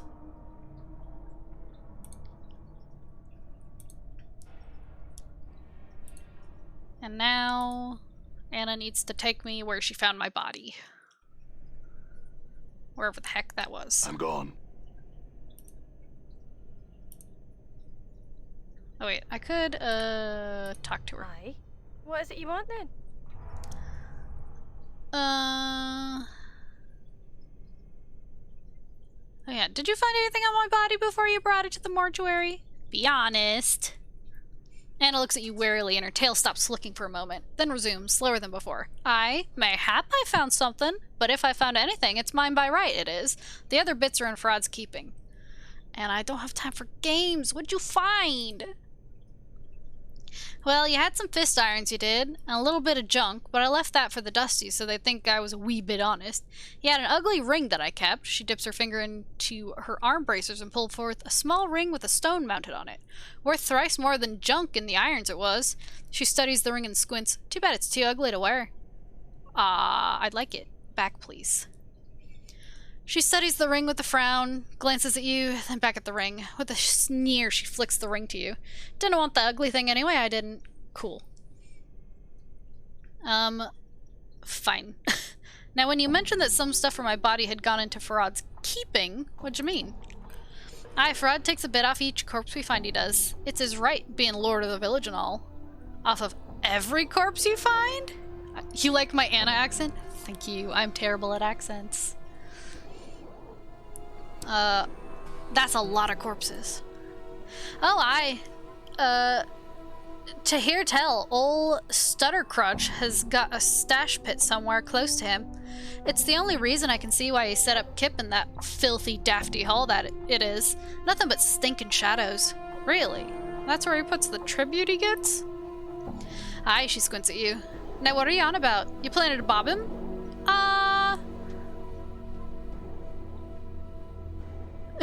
After all that run around to get the sphere for him and then getting next to nothing in return, I'm tempted to. I'm warning you against such a thing, I am. Rod can be daft sometimes, but he's mean as all fiend spit when he gets worked up, she frowns. And he loves his keepsakes, he does.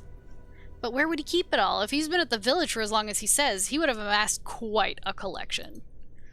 Well, Anna's silent for a moment.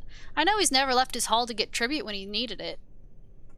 You wouldn't want to walk far with that lame leg of his, though. Or he wouldn't want to walk far with that lame leg of his, though.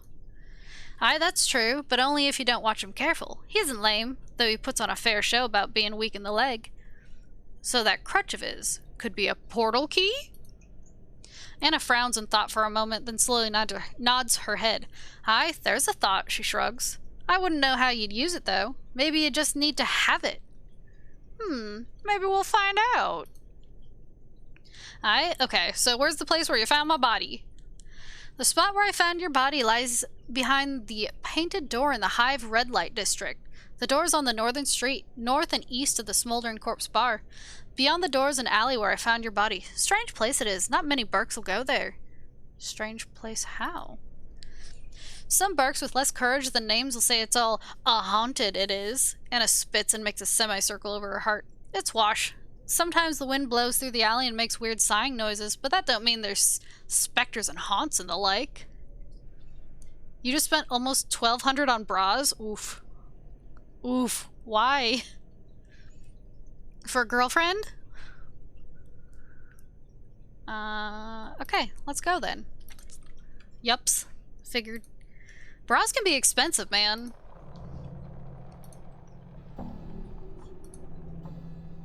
She's an in-between sizes. Oh no.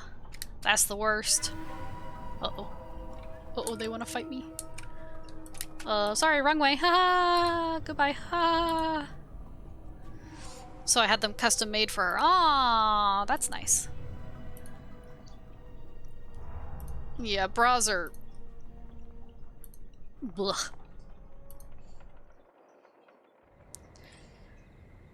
I'm gone. Your last car was cheaper. Oh god. Understandable though. Where's... It's been a while, so I don't remember how to leave this place. I thought there was a portal. Oh, here we go. The portal's here, it just doesn't show it. Yup. Thrust the junk! I have a lot of junk. I have 10 junk.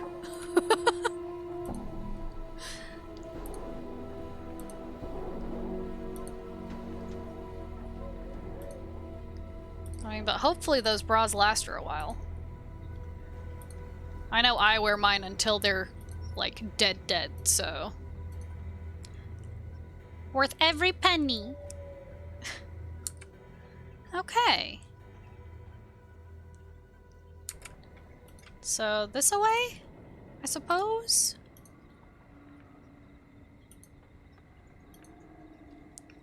Six bras, man, the prices are obscene. You got 6 for $1,200, so each bra was $200. Oof. I'm gone. The biggest of oofs. Okay.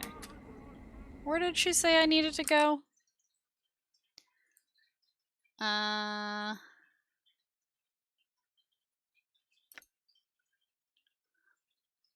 Yeah, and you even got a very significant discount because you bought so many. Oh my god.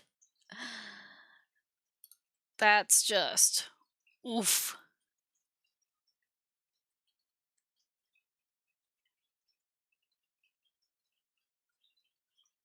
What? You a boarder?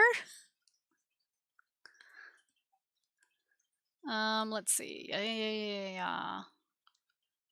An alleyway near the Smoldering Corpse bar. You'd think I would, remember where all these things are.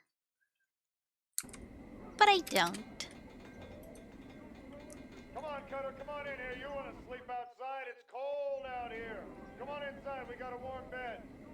$200 discount. Jeez. That's the Gathering Dust bar. Wait, isn't this smoldering corpse bar I'm gone. this away? God.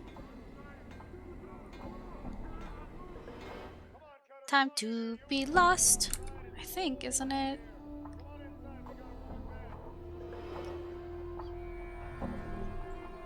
This way? You also got to meet her parents for the first All time. right. Oh. Exciting. Sorry, hoarder. Yeah. I thought you might mean hoarder, but it's funny to read. You a boarder? Okay. Is this? Yeah, here's the smoldering corpse bar. Done.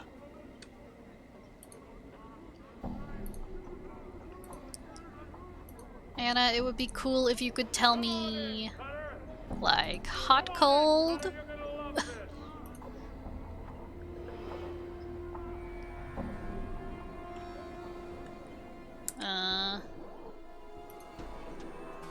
An alleyway in the section of the hive near the smoldering corpse bar, but there's a tenement full of chaos men that lie between me and it. So this. No, wait, this is the tattoo place. Hey! Fel turns to face you as you approach. Next to you, Anna stiffens as she catches sight of Fel.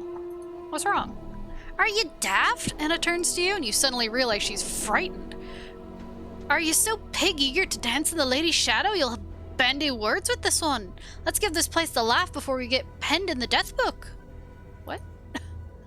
It's Fel. Anna throws a fearful glance at the creature, presumably Fel. Let's be away, aye? No good'll come being here, so it won't. What's the problem? He's a Dabbus. Who's not a Dabbus, aye? He walks on the ground. Anna's voice drops to a whisper and she starts trembling. No more questions. Let's give this place the laugh, aye? You'll be fine. Fel is my friend, kinda, I think. He's at least my tattoo artist, so he's cool.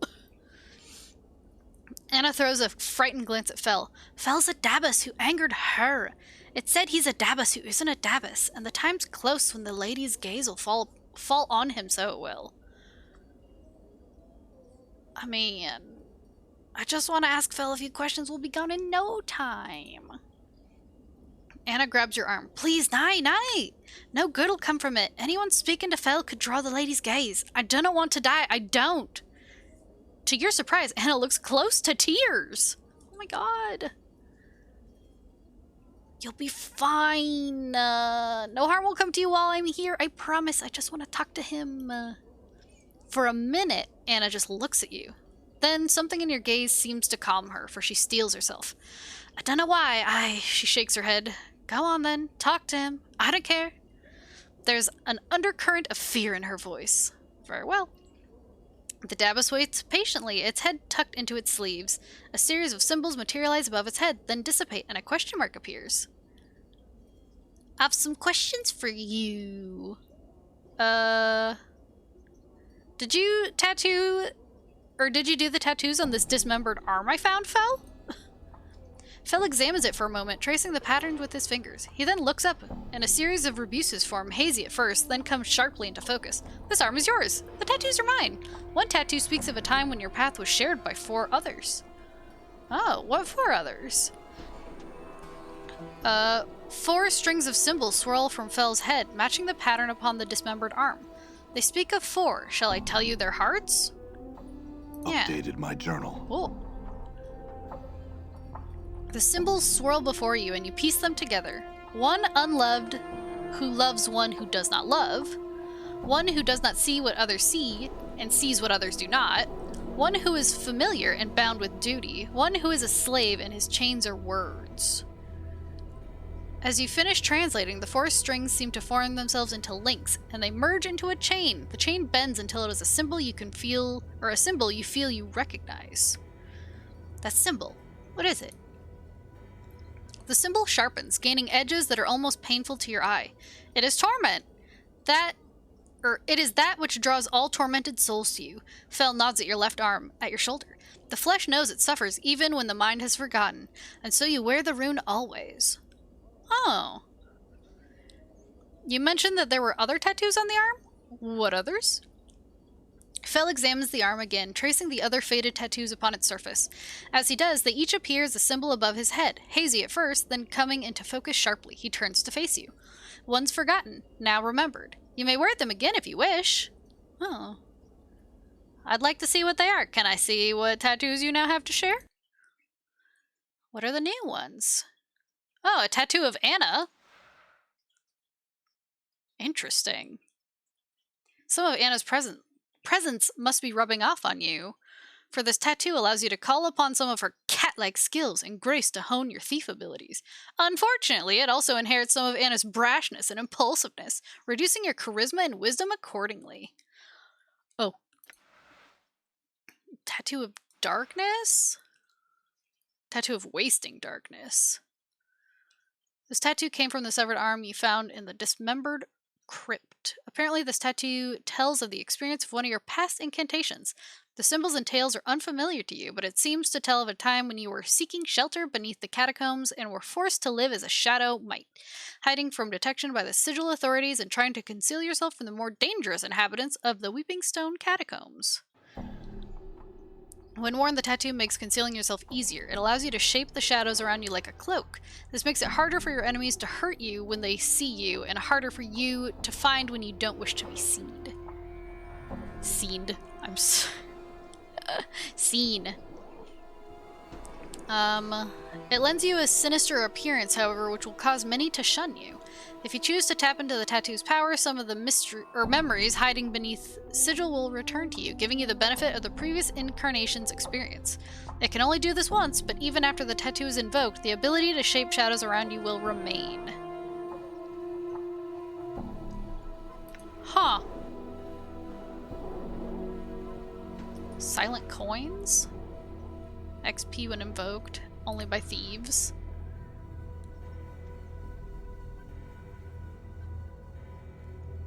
Huh. Interesting. Interesting. Well, okay, goodbye, Fel. Now then, where... Oh, it's this place. Love the hair. Hive tout. This place that's not a door. This door is locked. What you first took to be a door in this archway is actually a painting. The artist has made use of the shadows of the overhanging arch and some subtle texture effects to give the door the illusion of substance. Are you sure this is the door, Anna? Aye, it's been smeared with barmy paints from the starved dogs it has. It's a real door until you look at it, then it turns into a painting. How'd they do that? Anna shrugs. There's stranger things in the plains. She suddenly frowns. You might as well ask how you got yourself out of the dead book after I was sure you were dead. So this door, I just don't look at it and then open it? Anna glances at the door, then nods. That's the dark of it, if chant be true. Alright then, I'll do what you say. You just... Hold on. Anna stops you before you reach for the door. This is the only path I know to reach the place I found your corpse, but it's not the safest road, You sure you're ready? I'm not here to play you another minder, no matter what old Stuttercrutch says.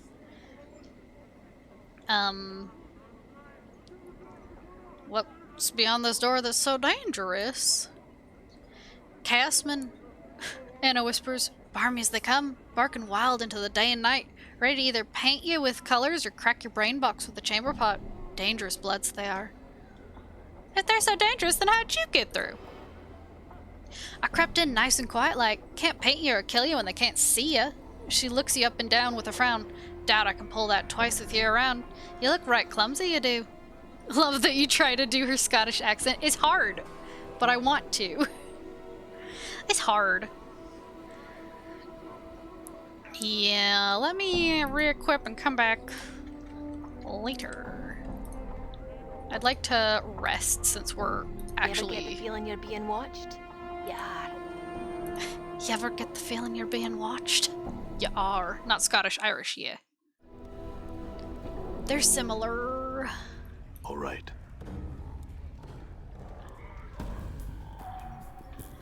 Oh, over here.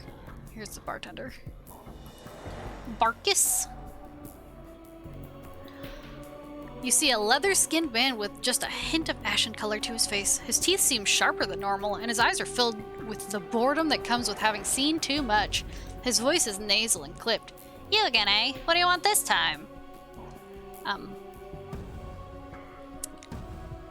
looking for a journal. A journal? Paper and words?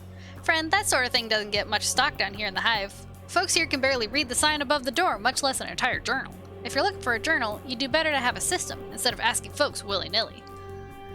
Well, okay. When I first spoke to you, you said, you again. What do you mean by that? Obviously that I've been here before. Yeah, you again. You got a hearing problem or something now? You was in here about 15 years ago. Got all bubbed up, smashed up the place, and left a pile of coin that wasn't enough to pay for the damages. So you plucked out your own bleeding eyeball and tells me you'll be back to reclaim it when you got 200 coins together. With 15 years of interest, you got about 500 coins. You got the jink, pal? I got your eye.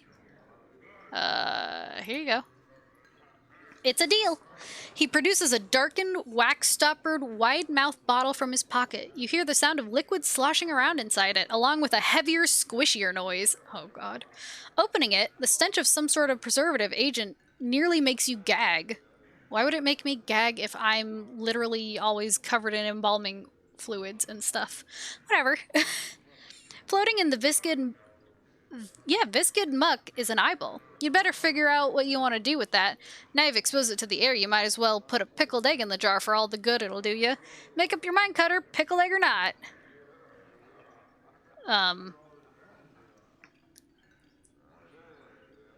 Do I want this eyeball, or do I want to watch it rot? I mean, I did just pay 500 coppers for it. I'll take it. With a moment's hesitation, you reach into your socket and pop your eye into the palm of your hand. The bartender helpfully severs the optic nerve and directs your hand to the jar of goo that sits on the bar. You deposit your eye in the preservative, wrap your fingers around the old one, and slide it into the empty socket. The pain of this entire operation is incredible. After a moment, though, you can feel the optic nerve reattaching itself to the new eye, and suddenly, you're hit by a flash of memory! Absorb it.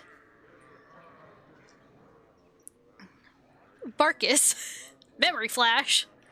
A vast expanse of chaotic, ever-changing wasteland stretching before you, a group of humanoid vultures plummeting towards you, cruel weapons ready to strike, and your own shining blade clutched tight in your fist. 3 toughs surround you, in the colors of an enemy you can't quite place. Long daggers glisten in their hands, and the light glints cruelly from their exposed teeth. You glance at your scarred hands, and know that soon they'll be covered in blood. Why wouldn't you want a pickled eye? I mean, sounds gross to me. An enormous frog-like creature comes bounding over through under chaos stuff, headed for you with a mouthful of teeth. You hurl your javelin through the shifting matter and pin the creature to a sudden stone plinth. You have recalled some of your lost fighting skills. Cool. Hey, proficiency points increased permanently. Heck yeah. I want something to drink. What do you want? We got your basic beer for a copper, bitters for 2, mead for 4. We got water straight from the elemental plane for 8 copper. We got Arborean fire wine and fire seeds for 10. Cursed heart wine for 8, and Bator's own whiskey for 20. What'll you have? Information. Hurry up, will ya? I got paying customers. What is this place? Didn't you see the sign out front? Didn't you see the Burke burning over the furnace when you came in? It's the smoldering corpse, Cutter. Best damn bub house in Sigil. At least it's the best damn bub house in this part of the hive, which makes it one of the best in Sigil. Hell, they got fancy places with plants and such in the ladies' ward, and they got fiendish taverns salted around the rest of the hive, but none of them got the character of the smoldering corpse. Who is the corpse, anyway? Him? Ignis. He used to be a flame wizard. Burned down pieces of the hive and got himself scragged by a bunch of other mages. You want to know more about him? Go talk to Drusilla down there by the door. I did. Okay. So, can I not, like... No rooms? I guess it's a bar and not, like, an inn. Oh, wait. Isn't it an inn? No, it's a bar. I want to rest. Hello? Where can I sleep? Warehouse. The tattoo parlor. All right. God. It's too dangerous to rest here.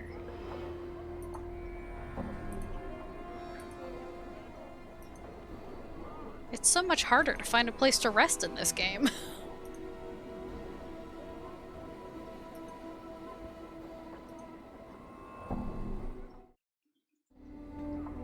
I'm gone.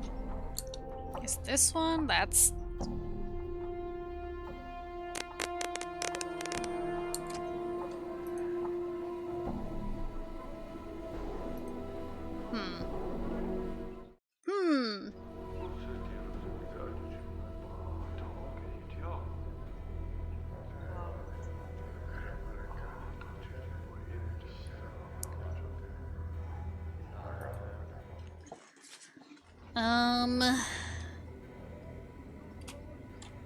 All right. I mean... Can I rest in the tomb? Can I sleep here? Oh my god, I can! Well, alright. Now I know. I can sleep in the tomb. Why not? Why not?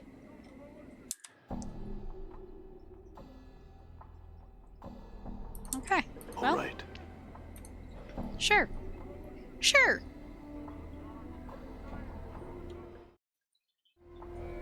Done. Done. Oh yeah, what sort of stuff? Oh yeah, I have the ring. This is my ring. Found it. Tombs are great for sleeping. Sometimes you don't want to wake up. I mean... God, I can't believe I'm just holding on to my guts. Okay. Close your eyes and open the door. You close your eyes, reach for the door, and fumble around. To your surprise, you find a handle. With a slight tug, the door opens. A narrow passage leads into the building, and from within, you can hear distant howling. Time to head on in. Hello? Oh. Farad, what you doing?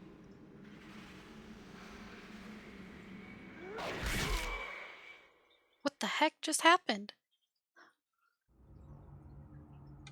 Did he get moited? A tiefling painter? Hi! Dum dum dum! You see a slender tiefling girl standing with her back to you. You notice that both her hands and the upended table in front of her are smeared with a fresh coat of what appears to be pink paint. She seems oblivious to your approach. Hello! At the sound of your voice, the girl turns her head to regard you. Her face, though somewhat dirty and spattered with drops of pink, is strikingly beautiful. She flashes you a wide, mischievous smile, then returns her attention to the makeshift canvas. Okay, goodbye! Look, let the artists work. Ooh. Done. Oh, I thought there'd be, like, paint. Oh, coins. Hello? Hello? I don't want to talk to the dogmen. Hello? Oh, was there a trap? Anna? Was there a trap? Aye?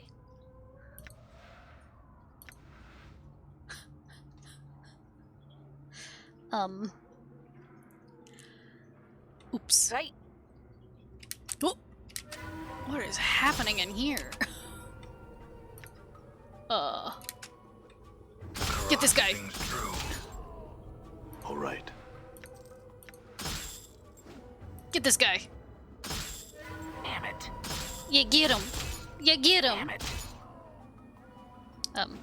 Hello. Oh, do we have to get you too? Damn it. Alright, well, okay, alright. Oops. Wrong bald head.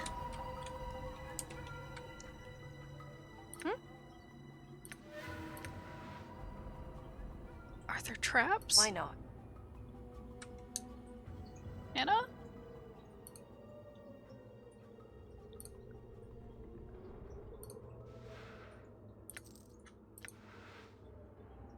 Do I have to select it every time?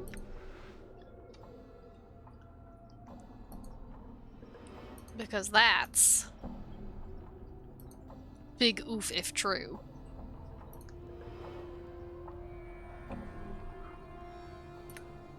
All right.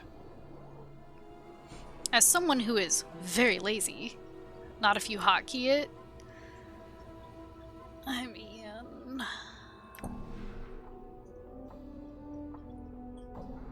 Well, they all have it set to F1. Right. Ugh. Gross. Gross. All right.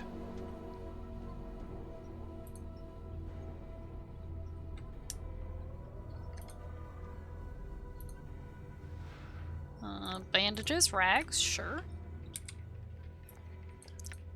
Here you go.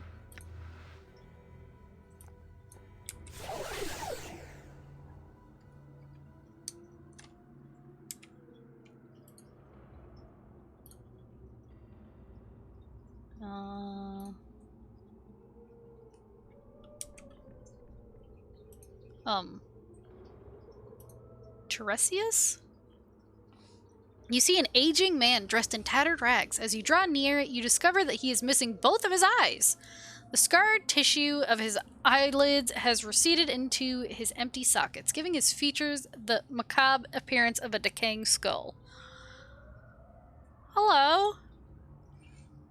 The old man turns in your general direction, his arms outstretched as if feeling for you. Darkness who be in voice? The friend words all speak of you and call chaos. Speak the words of chaos and you'll call me friend? Is this jumbled up scramble speak really necessary? The old man cocks his head to one side, his sightless gaze fixed on empty space. Chaos of you are not. Not! Pot! Snot! Has everyone here lost their minds? He only likes you if you have a chaotic alignment? Oh, clearly not me. I am not a chaos man. Although I love chaos. Walk, not talk. Talk is complete. Completed to completion. He turns his back to you, apparently done with the conversation. Okay, goodbye. Rude. Just because I'm not chaotic. Hello? Psst, over here. Sybil? You see a figure hidden amid the shadows in the corner of the room. As you draw near, a young woman steps out to reveal herself. She's dressed in a loose-fitting tunic, which, together with her short cropped hair and slender frame, gives her a rather boyish appearance. I wouldn't go in there if I were you. She nods in the direction of the door on the south wall. Why? She winces at the sound of your voice, putting a finger to her lips to indicate silence. She pauses for a moment, then answers in a hushed voice. A whole mess of them howling lunatics, that's what. Looks like they're having some sort of gathering. Won't be able to get through to the alley until they clear out. Who are you? My name's Sybil, she whispers quietly, then spits into her palm and reaches out to clasp your hand. What are you doing in here?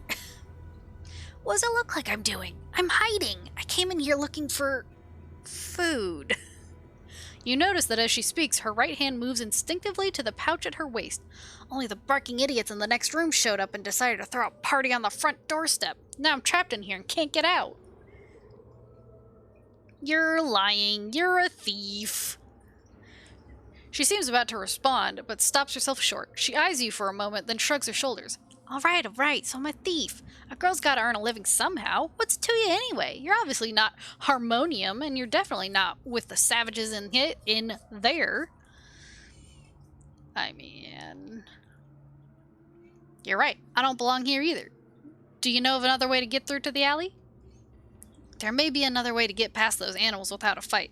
There's another door that leads in there. From what I was able to see, there are stacks of wooden crates along the same wall as the other door. It may be possible to sneak from that door to the exit on the other side of the room. There's only one problem. There's always a problem. Wouldn't be much fun otherwise. The door's locked. I tried it. My guess is that the key is on one of the thugs upstairs. I'm not addle-coved enough to go up there looking for it, though. She folds her arms across her chest and stares at you expectantly. I guess if the key's up there, I'll find it. Bye. Updated my journal. If you do manage to live long enough to find the key, the door is in a room to the southeast. I'll be watching from the shadows. If you can unlock the door and make it out to the alley in one piece, I'll be right behind you. Cool. Oh, she disappeared into the shadows. The shadows. So, she's talking about this door that I shouldn't go through, right? Not this door? She said the word south and southeast as if, I know my cardinal directions.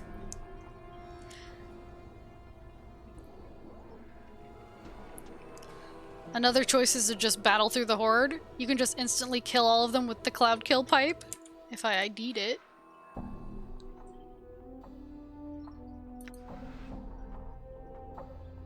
Oh, man. But which... This is the door she said don't go through, yeah? I'm gonna... Peekaboo. Okay. Nobody in here. Nobody in here, just us rats. Oh no.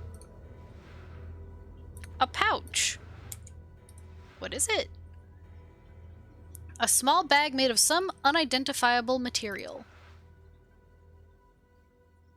Cool. What do I do with it?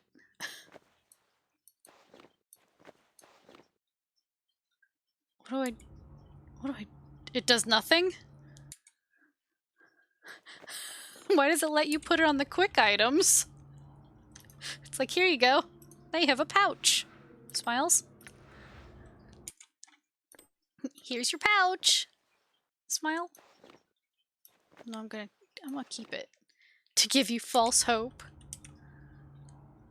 Okay. Hello? Oh, there's stairs here. Okay. How about here? This door is locked, you'll need a key.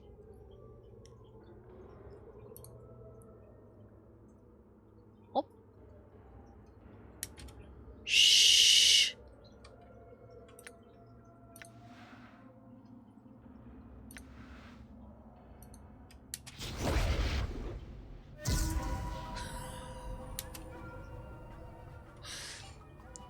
I must say it's impressive that you get so many viewers playing classical RPGs. That means you're a great host. Aw. I appreciate it. I mean, I'm just having fun. Done. There was another... And he didn't get blinded just standing there.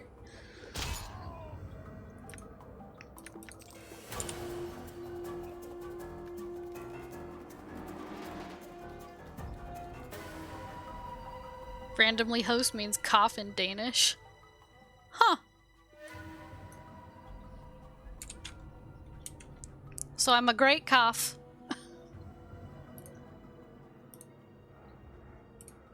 Hello?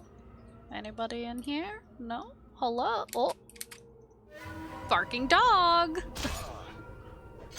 Hope you feel better soon. I mean... Realistically... I feel okay. But it is allergy season. And my arm is just a little bit sore from being stabbed. You know. Oh, there was a trap. I'm here. Were you detecting them? She wasn't detecting traps. I'm gone. This is why I have to be the thief, so I remember, God, to detect things. A bone dagger. Here you go, girl. Anna's punch daggers. Proficiency fists. Is that the only proficiency she has?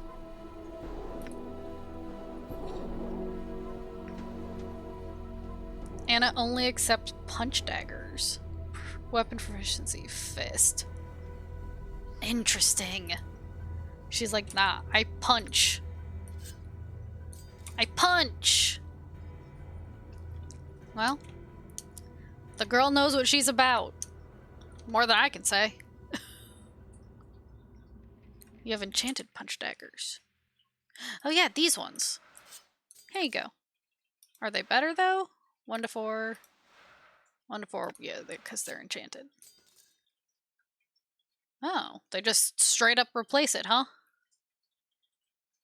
Cool.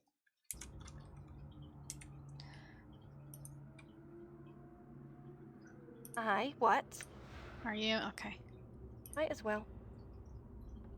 Might as well. Traps? Traps? No traps? No vision? All right. Does it have to be me, or what? No, it's just dark in here. Okay. It's just dark in general. Stop detecting traps. Why? Be sure to use Morty's skill on the mage? The what? What's up, Chief? Sure, why not?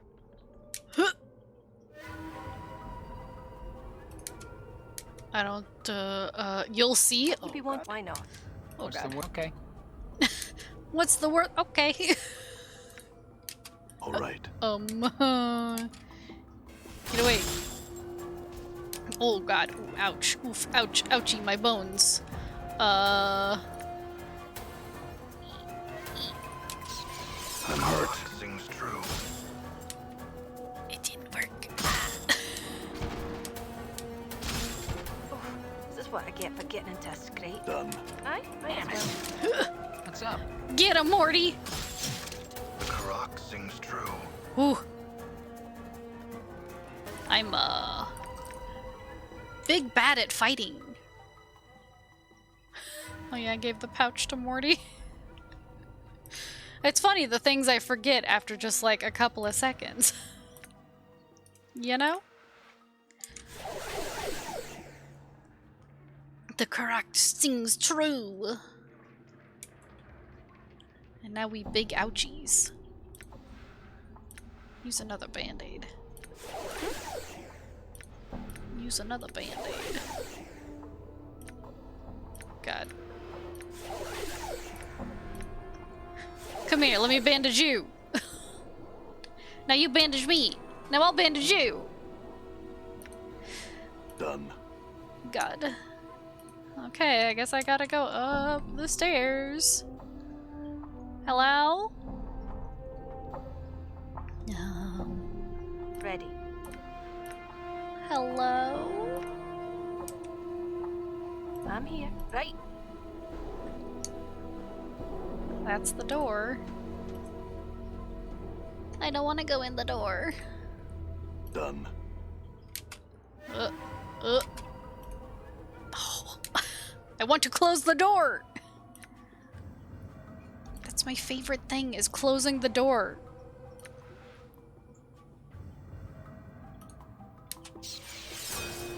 Yeah.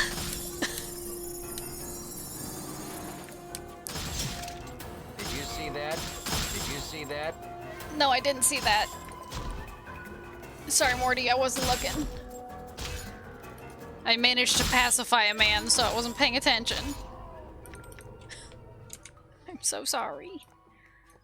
What does the clot charm do? Okay. I use.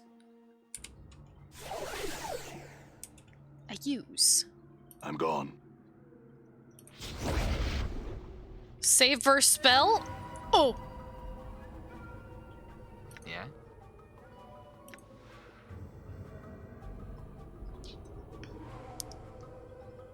When I had to learn bandaging in the army, I said, why can't the medic just do this? And I got an answer. What if your damn medic is dead? Shut me up pretty quick.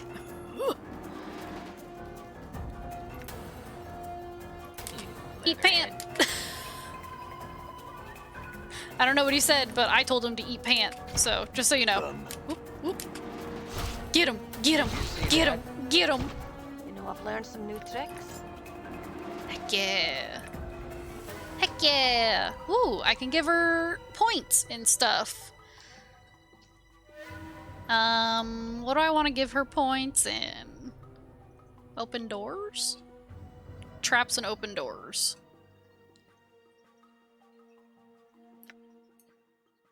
Both to 100 as in Baldur's Gate? Okay. I go open doors first. But I got a key! The tenement key. Here you go. I'll give you the key. That's what happens.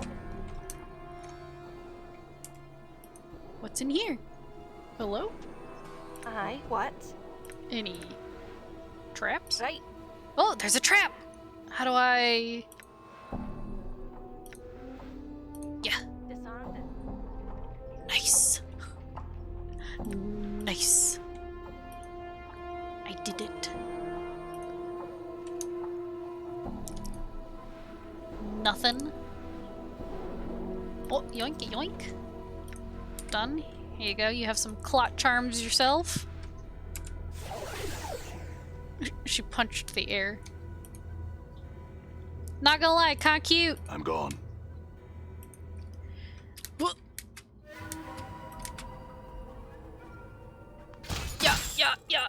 Yeah.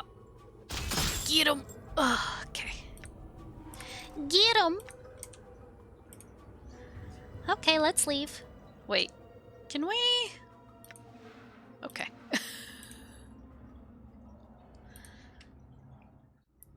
God, waiting until it's safe to rest. Who would do that? This game is really strict on resting, I noticed. Open the door. Open the door. Oh. What you be want? Right. Is that not the key? Where does this key go to? I'm gone. This door? Oh, this door. Pick the lock? On this one? Aye. Might as well. Oh. Let's see if she can... Aha! Money out! Money out! You'd I'm think gone. by now I would look for traps. No. No! Complete opposite to Skyrim where you only sleep to get invited to the Assassin's Guild? True. Also, give me a second. I need to drink. I'm so thirsty.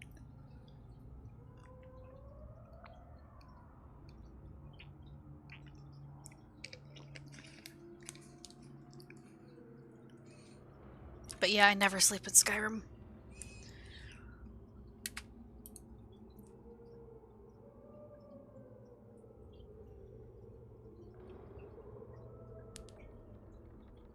Huh?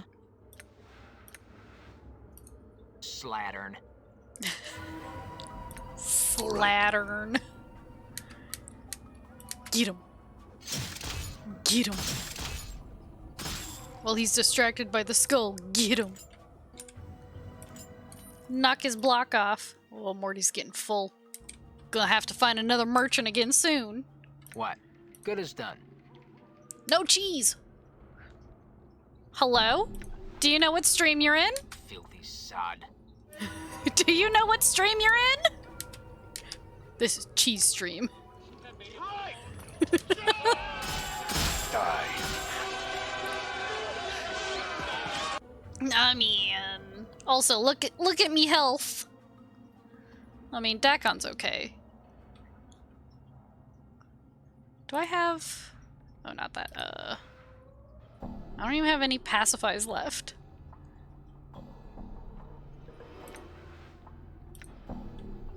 What's up? Sure, why not? Look at how many dudes are in here. You. Blathering idiot! Uh-oh. Uh-oh. Uh-oh. Uh-oh. Close the door. Oh no, he can't close the door. He's ahead. If you'd ID'd that pipe, you could just kill every single one of them with it. I mean... All right. Oh, oh, oh, oh, oh, oh, oh, oh. Okay. They're running away from me. They're afraid of me. It's not just, you know, that I got far away and they're like, ah, good, they ran away. Fine. Fine. Oh, wait. I have to, Cloud kill. No, they aren't. They pity you. Shh. I know they do.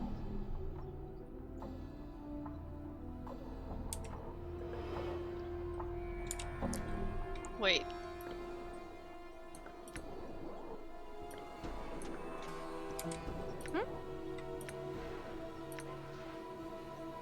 Hide failed. Use it just like Baldur's Gate Cloud Kill. I know, but I wanna... She can't hide. Ready. Why not? Yeet.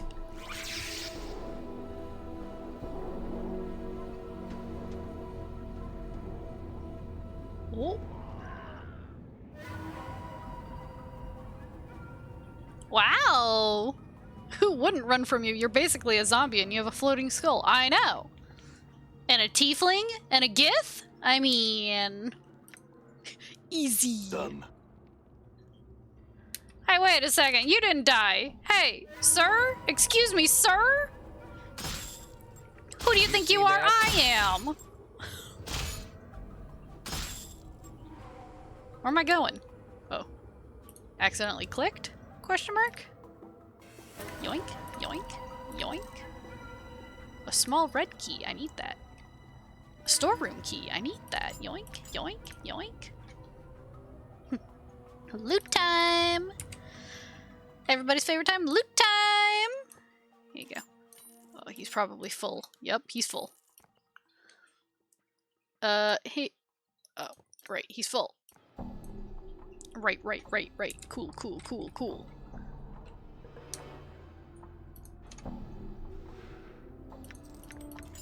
Ooh. More loots. Here you go, you can start holding loot. What does this do? This charm is made from a small piece of hemp knotted into a loop. No matter how much you study it, however, you cannot seem to figure out how the knot was tied.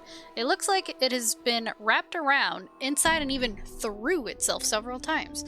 Ironically, despite the knot's complexity, it comes undone easily when pulled. The person undoing the knot charm temporarily gains a rush of strength, allowing them to do more damage with melee attacks and carry more in a fight. It's the Gordian knot.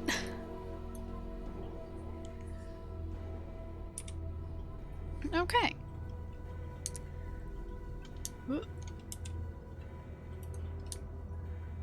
Okay. Well. Girl, are you here? But also, now I have the tenement storeroom key and a small red key, which I'm going to put on Anna.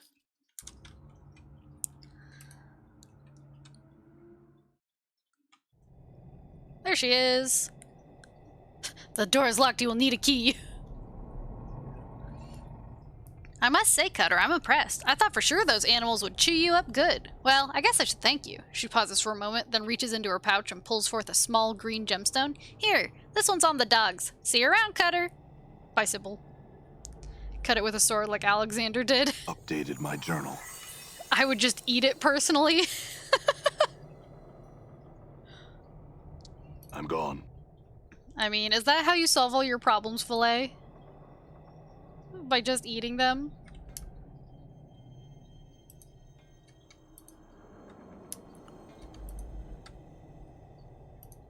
This massive iron gate is rusted shut. There's no way it'll open. Hey, there's a Dabbus here! Excuse me, Dabbus! No, I smash them first. If that doesn't work, I eat them. This rickety dwelling looks as though it has stood for centuries. Its wooden walls are weathered and worn with age. A number of planks on this side of the structure appear to have been recently pried loose. Dabbus? Hello. It turns to face you, and a series of symbols appear around its head. The symbols have a slight glow about them, and they just hover there, as if I haven't talked to a Dabbus before. Hello? Can you tell me about Fel? A lone symbol appears over the Dabbus's head. It is a white oval split by a black lightning bolt. The Dabbus floats the symbol for a few seconds and then turns away, ignoring you. So you don't like Fel? I get it. I understand. Is that where I want to go? Hello? Huh. That looks like a dead Dabbus. Fel's an outcast Dabbus. Yeah, I know. Anna was afraid of him. Just a hammer, huh? Take the hammer? You will need it. Oh, okay. It's dangerous to go alone. Take this. Hammer.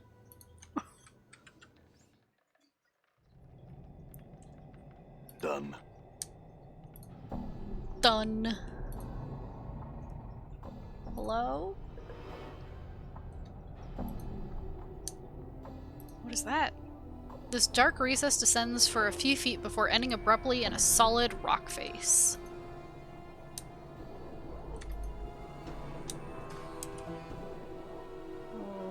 Hello? I can click. Oh, here we go.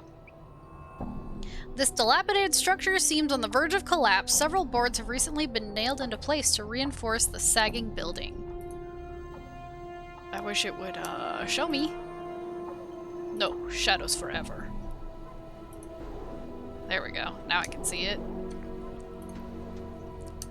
Okay, I guess I have to go that way? This way?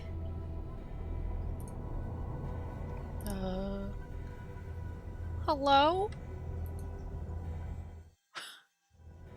And I didn't want to go.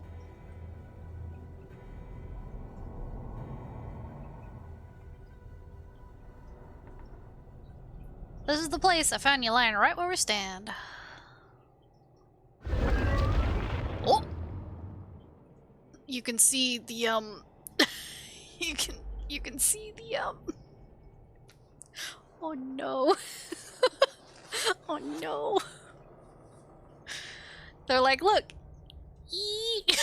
They forgot to, take that part out. They put it on the wrong layer. Anyway, you stare in awe at the bizarre spectacle before you. What had appeared to be an ordinary, unremarkable brick wall now throbs and pulsates with movement. The wall expands with curious elasticity, heaving outwards as if some unseen force were trying to push its way through the barrier from the other side. Slowly, the undulating mass begins to settle, its curves becoming more and more pronounced, and you find yourself at eye level with the stony caricature of a human face. I think that's an enhanced edition issue. It looks fine in the original. It's very distracting. What is that? I don't know. Anna stares at the face in disbelief, her hands nervously fingering her daggers. But I'm for leaving before we find out, Not just yet. There's something... Suddenly, a strong breeze begins to blow around you, and the air is filled with an eerie sighing. The rushing wind grows stronger, and you can make out other sounds as well. The creaking of boards, the rustling of leaves, and the grinding of stone upon stone. After a few moments, the clamor ceases to be a cacophony of individual noises and begins to blend into one articulate sound. You can make out a voice that speaks softly, yet seems to come from all around you at once. You? It cannot be you! Hello. The wind around you has stopped, but the voice is still somehow present. You are restored again. I saw you destroyed. How are you? I am I. The voice is as expressionless as the stone face before you. Oh, I'm sorry, I'm not expressionless. What are you? I am I. The voice is as expressionless as the stone face before you. Where am I? You stand on me, in me. Oh god. The stones, mortar, the air. All me, undivided. You said you saw me destroyed? Where? I saw you destroyed here, in front of me. I see all within me. Do you know what happened to me? Things that cast no shadow were shadow. They rose around you, tore you down. Do you not remember? You concentrate on the strange voice composed of sounds around you. Somewhere in the deepest recesses of your mind, there's a brief glimmer of recollection. You feel as though there's something vaguely familiar about the sounds. Close your eyes and try to remember. Oh god, these things. Oh god. Oh Jesus.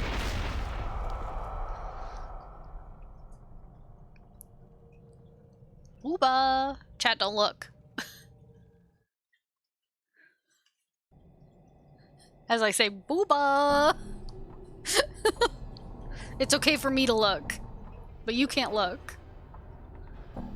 Yes, you remember. The voice of the alley rings in your ears. Looks like the same guys that off Farad. That's what I'm thinking. Scattering the images from your mind and returning you back to the present. Destroyed as soon I shall be. I cannot delay division much longer. Pressure builds. Soon stones will crumble and the floating ones will repair me to destruction. Hot! You're dying? Pressure is too much. Too many places folded inside. Not enough space. Must divide. Divide? It must be in the way. What are you talking about? I think it's pregnant. Oh. Freaky. So, where are we technically standing right now? I really don't want to know the answer to that, Morty. You're about to be a midwife for a pregnant street. Oh, God. The voice continues. Help me to divide, branch out, expand. New apertures will open. You may use them to travel to the lower ward. What do you need to divide? The floating one is upon me, repairing. It prevents me from dividing. I undo its repairs. But it returns again and again, repairs anew. You must remove floating one. You want me to kill the Dabus in the alley? Remove it. Only then can I divide. Okay, I'll remove the Dabus. Updated my journal. Who's ready to murder All a right. Dabus? Did I already check these? Oh. All right. Dabus, run. Dabus, run. You don't want to be here. You can tell the Dabus about the dead Dabus in the house. How many times can I say Dabus? Dabus! Dabus! Hey. I must attend to my duties. No time to speak. Oh. Hello? Hello? I can't. It's too late. You need to examine the corpse? Oh. I'm gone. You see the dead body of a Dabus. The stench of its decay is overpowering, and, from the looks of its rigid, unnatural posture, extreme rigor mortis has set in.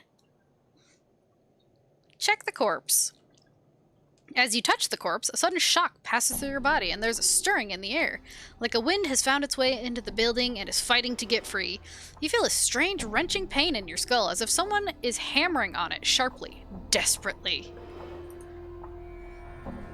Your vision goes black for a moment, and the hammering pain fades, until it sounds like it's coming from outside your skull. The darkness clears, and you hear the hammering coming from outside the building. The entire building seems hazy somehow, confused, as if you were seeing it through a mist.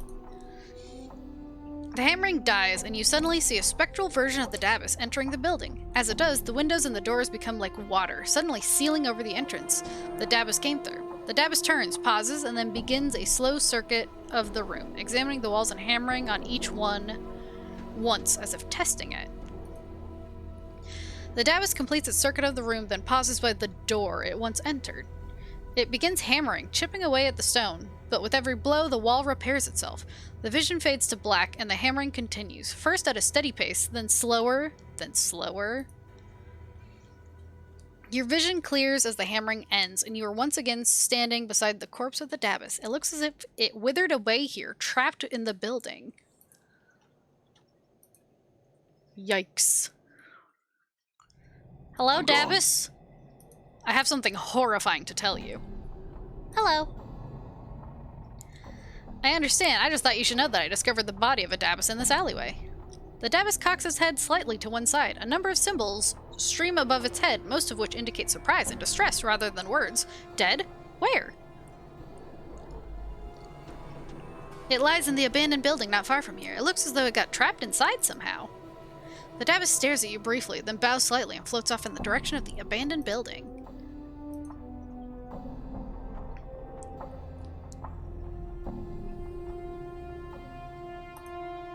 Oh, door closed. The door is locked. Uh-oh. The door is locked. Welp. Good job. Goodbye. See ya. I told him the truth and he went, I have to see this. I gotta see this. That sounds wild. You trapped him in forever. Done. Hey, I did the thing. As you approach the stone face, various ambient sounds of the alley once again assault your ears, and through them the voice speaks. You have returned! I spoke with the Dabus. I told him about his dead brother, and he left to investigate. Updated my journal. Ooh, look at all that XP. Yes, the floating one no longer repairs. It is now with the other. I have closed myself around it. It remains inside me forever. That sounds horrifying. I see. Now that it's trapped, you can divide without interference, right? Still cannot divide. Too weak. Cannot undo floating one's repairs. Its changes must be reversed before I can divide. You must undo the floating one's repairs for me. You want me to undo the Dabus's changes? How? Seek out the parts of me the floating one has changed. Reverse the changes. Undo the repairs. Must be exact. Precise. Only then can I divide. Okay, I'll find and reverse the repairs for you. I'll probably need some tools. A hammer and a pry bar should do the trick. In Updated my knowing the journal. teachings of Zerthamon, I have become stronger. Okie dokie. I didn't see if he... Oh, he did.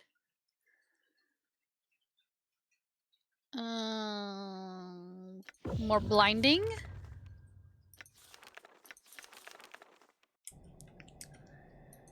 Wait, does he have my pry bar? No. I no longer have a pry bar.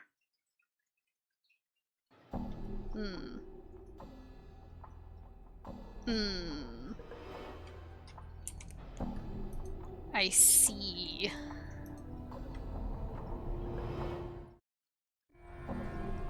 I'm gone. There's a pry bar in the building full of thugs. Oop, oop, oop. Can I hammer?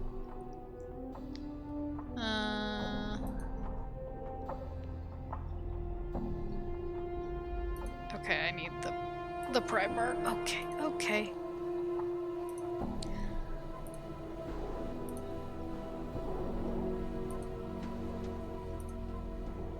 Although I didn't give it to Morty, did I? No.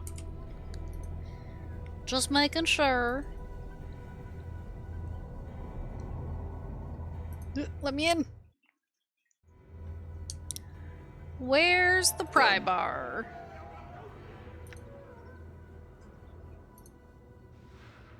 Nope.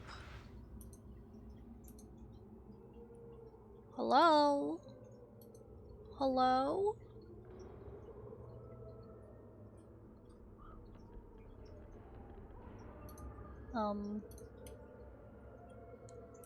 Hello?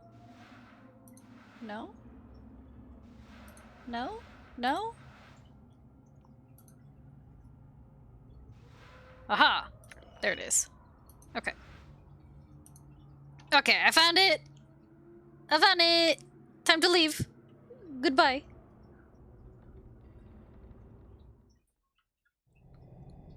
Okay. Done. So let's start with this.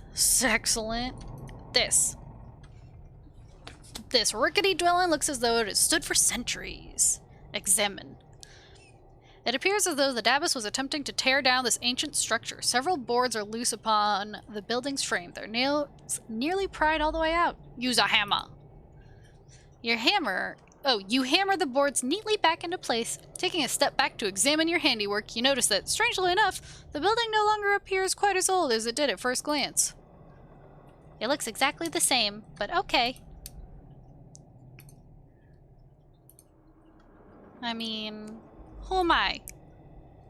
Who am I to say that it looks exactly the same? It appears as if the Dabbus was in the process of repairing this building. Several newer and sturdier boards have been nailed into place over the old ones. With the right tool, it might be possible to remove or to reverse the repairs. Pry it. One by one, you pry loose the fresh boards from the face of the building. As the last board comes free, the building emits a loud groan as it shifts unsteadily upon its now unsupported frame. Imagine a game that requires imagination. I don't have it. Is that it? Just those two? Hello? I'm gone. Did I do it? As you approach the stone face, the various ambient sounds of the alley once again assault your ears, and through them the voice speaks. You have returned. I did it. Yes, all is in order. I am grateful. Again, the wind begins to blow around you, this time with fierce intensity. The omnipresent sound of the alley begin to increase in volume until the soft murmur of the voice is nearly drowned out by the ensuing racket. Now you must go. Division begins. The way is now open to you. Updated my journal. Oh, okay. Goodbye. Ooh, look at all that XP too. The stone face before you begins to transform once again. Its mass shifting and roiling as you look on. Oh yeah, prepare to pick up a lot of stuff from the floor? Oh god. The entire wall seems to melt before your eyes, exposing a narrow passageway beyond. The ground underfoot suddenly begins to rock violently, and the soft sighing of the wood intensifies to a more urgent, almost human-like moaning.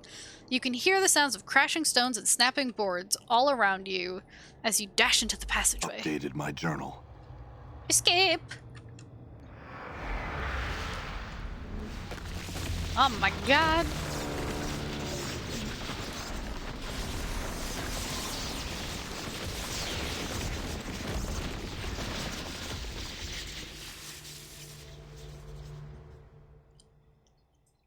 Is this how things are built? Oh. Hello. You there, sir. You look like you might be interested in some fine clothes. Is this the one? It's a skull, ain't it? That's what he wants. Grab it. No, Marty! No, Marty! They took my skull! Hey! Hey! They took my skull! Let's see how much I can take. Oh, God. You got some more. Endure. In enduring, grow strong. Okay. I'm here. Okay. Let's drop some more things on Anna, because she can hold them. So, that's what you meant. They took my frickin' skull! Rude. First of all, rude. Second of all, rude. Right. Oh, I'm hello? gone. Hello, sir? You see a harmonium officer. He gives you a bored look as you approach. Hello. He gives you a bored look. Again? Greetings, citizen. Measure 3 Vorten at your service. I got a lot of questions, actually. He sighs. I don't mean to be rude, but I am on duty and have no time for questions. He pauses. If you would like information, go talk to Ebb Creeknees. Who's Ebb Creeknees? He is an old friend of mine. I think he considers himself to be a tout now, so he can give you the chant concerning just about anything. Cool, where do I find him? He thinks for a moment. Last I heard, he pretty much set himself up in the Smoldering Corpse bar. You can find it somewhere down in the hive. Cool. Where am I now? Gort Thorpe and Zerb? He's just a dude who provides lore and stuff? I see. Hello? You see a pretty young woman in fine clothes. Her skin lacks the usual yellow tint of the inhabitants of this ward. She appears to be watching 3 nearby creatures with interest. Hello? She turns to face you and an annoyed look crosses her face. Yes? What do you want? I have some questions. Fine. She looks irritated. Who are you? My name's Xanthia. She looks you up and down, then frowns. Is there something else you want? What you doing? There's going to be a fight, and I want to see it. She smiles wickedly. It should be interesting. A fight? Yes, see those 3 Thokola over there? She points to the 3 hulking creatures with rippling muscles. They're going to try and kill an Abishai. She snorts, the stupid oafs. I've heard of something called an Abishai. What exactly is it? It's a lower plains creature. A Batizu, I think. Ah, okay. She frowns in thought. In any case, Abishai have a nasty disposition, sharp claws, and can cast spells. Very formidable. I mean, they look like they can take care of themselves. Normally, I would say yes. Thokola are very powerful warriors. She smiles slyly and leans in to whisper to you. However, I know something they don't. Tell me. Imagine if the nameless one came to talk to you IRL, a tall buff dude who's covered in scars and wearing nothing but a loincloth. True. I wouldn't just say, what do you want? I'd say, I have to go. Abishai can only be hurt by magic, she snickers. The Thokola will be slaughtered. I have no doubt of it. She straightens up and watches the Thokola eagerly. How do you know they can only be hurt by magic? She gives you an annoyed look. My husband is very high up in the Harmonium. The Harmonium guards are trained to deal with creatures such as Abishai. She looks away. That's how I know. My husband told me. Huh, kind of reminds me of my younger brother, except for the scars. I mean, why don't you warn him? Why should I do that? She smiles evilly. I'm the one who suggested the fight. How come? My husband tries to better his social standing with his underlings by drinking with them in the local taverns. Last evening he forced me to just such an occasion. Those 3 oafs were there, boasting of their prowess as warriors. It was obvious they were in a drunken stupor. When they decided to leave, one of them tripped and fell into the table I was sitting at. She pauses. Go on, they spilled a drink on you. She frowns angrily. Most of the drinks at the table spilled into my lap and ruined a very expensive evening gown. So while the Cretan was trying to apologize, I whispered to him that I only accepted the apology of a warrior of a warrior of stature. If he were truly such a warrior, he'd be able to defeat an Abishai in hand-to-hand combat. You're gonna get them killed because they ruined a dress? Updated my journal. You obviously do not understand the intricacies behind this situation. She looks at you like you're an idiot child. I was embarrassed and humiliated in front of my husband and his underlings. She looks angry. Okay, goodbye. No, I understand. Hey. This woman has a yellow cast to her skin and severe features. Tattoos cover her body, and she wears a long blade at her side. Her eyes are like 2 small black pearls. As you approach her, they follow Dakon's movements. Before you reach her, Dakon breaks in. I would have you hear me. What is it?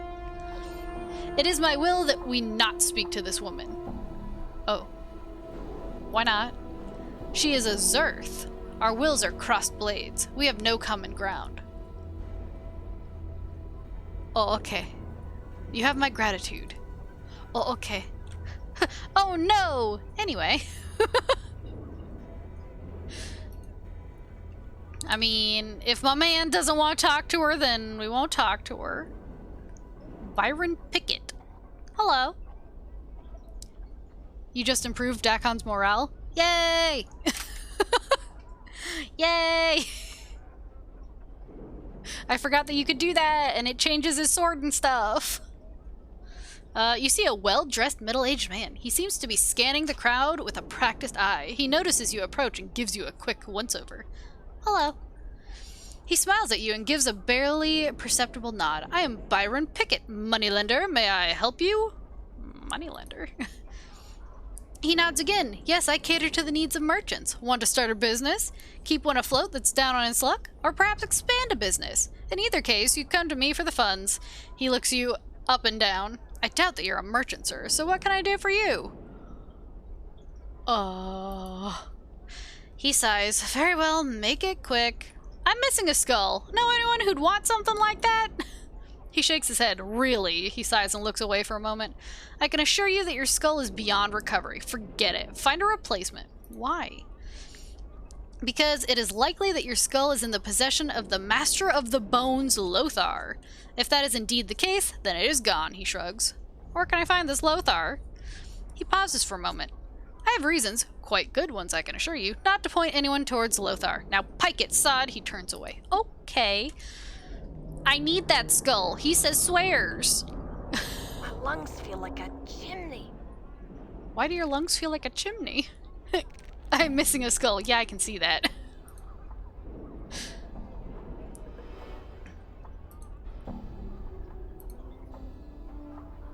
Horror. Hello. You see a middle-aged man wearing dusty clothes. Okay. He does not appear to be in the best of health. His skin is pale yellow and you see an occasional pustule along his arms. Hello. He turns and glances at you from behind hollow eyes. His eyes narrow in suspicion as he continues to glance around. What do you want? His voice is raspy. Questions? He turns his attention to you. What are you bothering me for? I look the part of a tout. I mean, you're available. He looks at you and snorts. Lucky me. Now get. I don't got the time for this. He turns away. Okay. It's like me at work. The one being asked questions.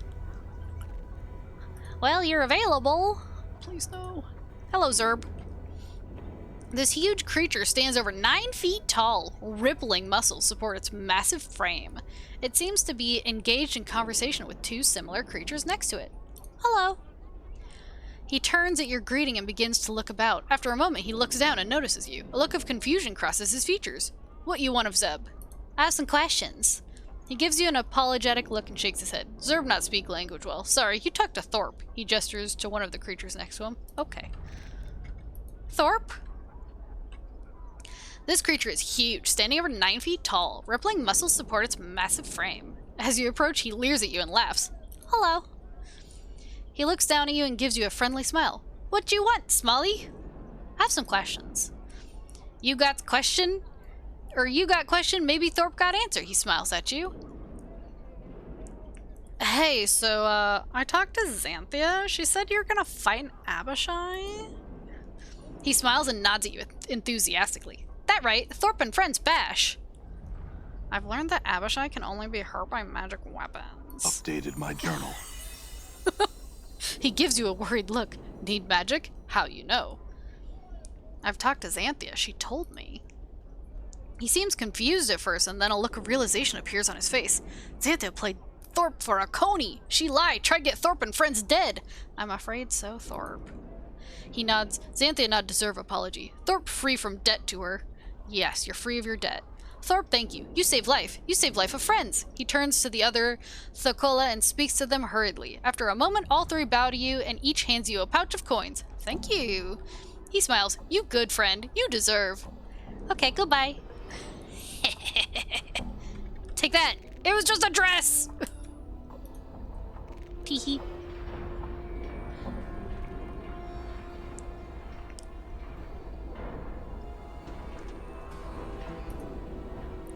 Hello. You see a sickly Githzerai woman. She's hunched and bent, and her constant coughing is obviously a source of pain to her. I don't know why that. She holds a handkerchief that is practically soaking with blood, tissue, and phlegm to her face. She spies you and hisses. Hello. She stares at you and speaks a few mumbled words to Dakon. Dakon glances at you and says, she cannot understand your speech. She says she is dying. Oh. Is there anything we can do for her? Know that she will not recover. I can put her out of her misery. That is all. As a Zerth of the people, it is my responsibility to provide an alternative. Do it then, but make it painful. What kind of sick twisted? I mean...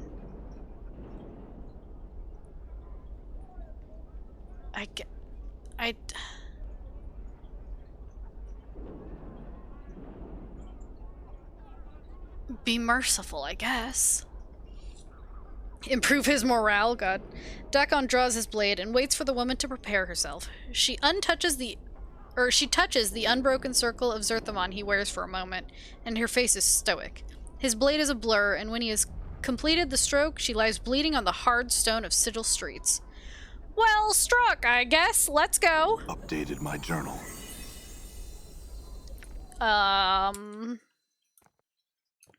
Love improving that morale. He wants to do it because the woman will not recover, and in Githzerai culture, Zerths have a responsibility to euthanize the terminally ill. Ah. Hello, Yimin. The man has rough, leathery skin with a pale yellow cast and gaunt features. His face is angular, his nose is small and highly placed, and his ears taper to points. A tracery of tattoos and scars cover his body. He is dressed in strange, gaudy leathers that look more ornamental than combat-ready. His eyes are like two small black stones, and they track you as you approach. Before you reach him, Dakon pauses. I would caution you against speaking to this Githyanki. What's a Githyanki? Updated my journal. Githyanki and Githzerai were once of common stock. We were slaves and food for the Illithids, mind flayers, who devoured our lives in order to succor their own. One of our ancestors, the warrior queen Gith, led us to victory against the Illithids, and we escaped. We have waged unending war on the mind flayers ever since. However, there was disagreement over the future of our people. Upon the blasted plains, our leader, Zerthamon, made the pronouncement of two skies, and steel was bared. One race became two. It is a rift that cannot be crossed peacefully.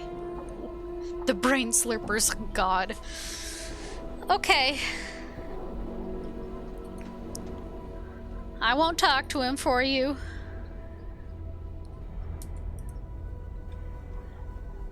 Are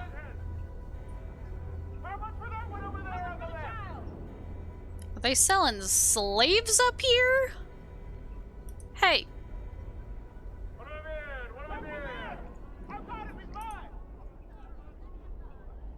You can still talk to him if you move Dakon far away from you. I see. You see a young woman who is trying to get your attention. She's wearing shoddy clothes.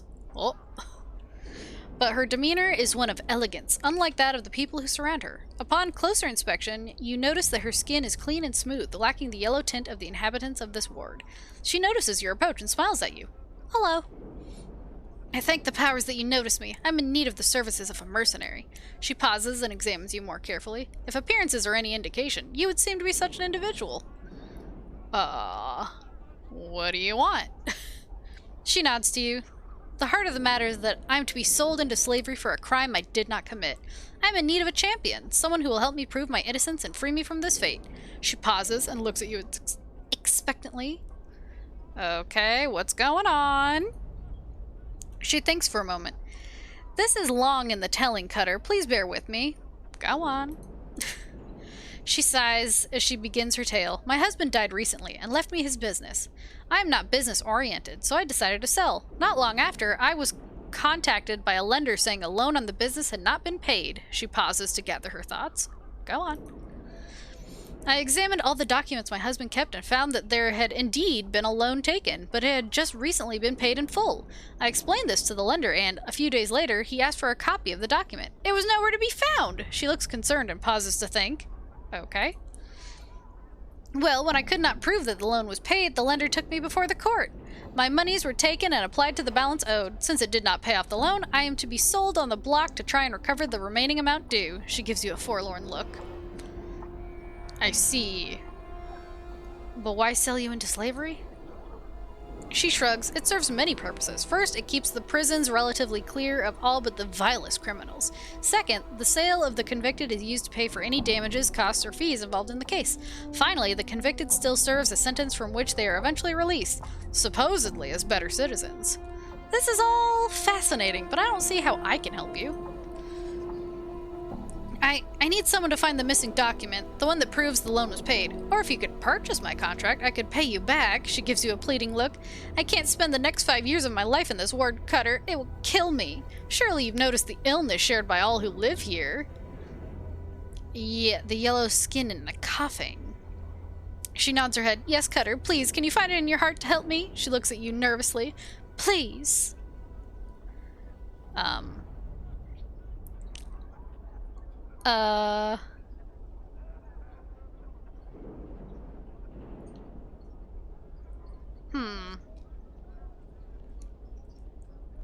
I'll help, but I got some questions. Updated my journal. She nods her head eagerly. Ask anything, Cutter. What's the lender's name? I know his name well, Cutter. After all I've been put through, I will not likely forget it. She gets a faraway look and then shudders for a moment. Byron Pickett is his name. She pauses for a moment. And his associate may be someone named Lenny. The truth option just makes you more lawful, I figured. Who's this Lenny? She thinks for a moment. There was a small, feral-looking man who came to court a few times. He would sit behind Pickett and whisper to him occasionally. She pauses and looks lost in thought. Go on. She frowns. I remember him because he always seemed to be uncomfortable in his clothes. He would pick at them as if they were new, as if he were not used to wearing them. She pauses again. On one such occasion, Pickett told him to sit still and stop fidgeting. He called him Lenny. Where can I find Lenny? She thinks for a moment and then shrugs. I'm not sure, actually. My husband told me that some ruffians could be found southeast of the market, near the siege tower, I believe. Cool. I know where to find Byron. Who do I talk to about your contract? That would be Darren the auctioneer. He's usually over there, on the block. She points to the front of the platform. Cool.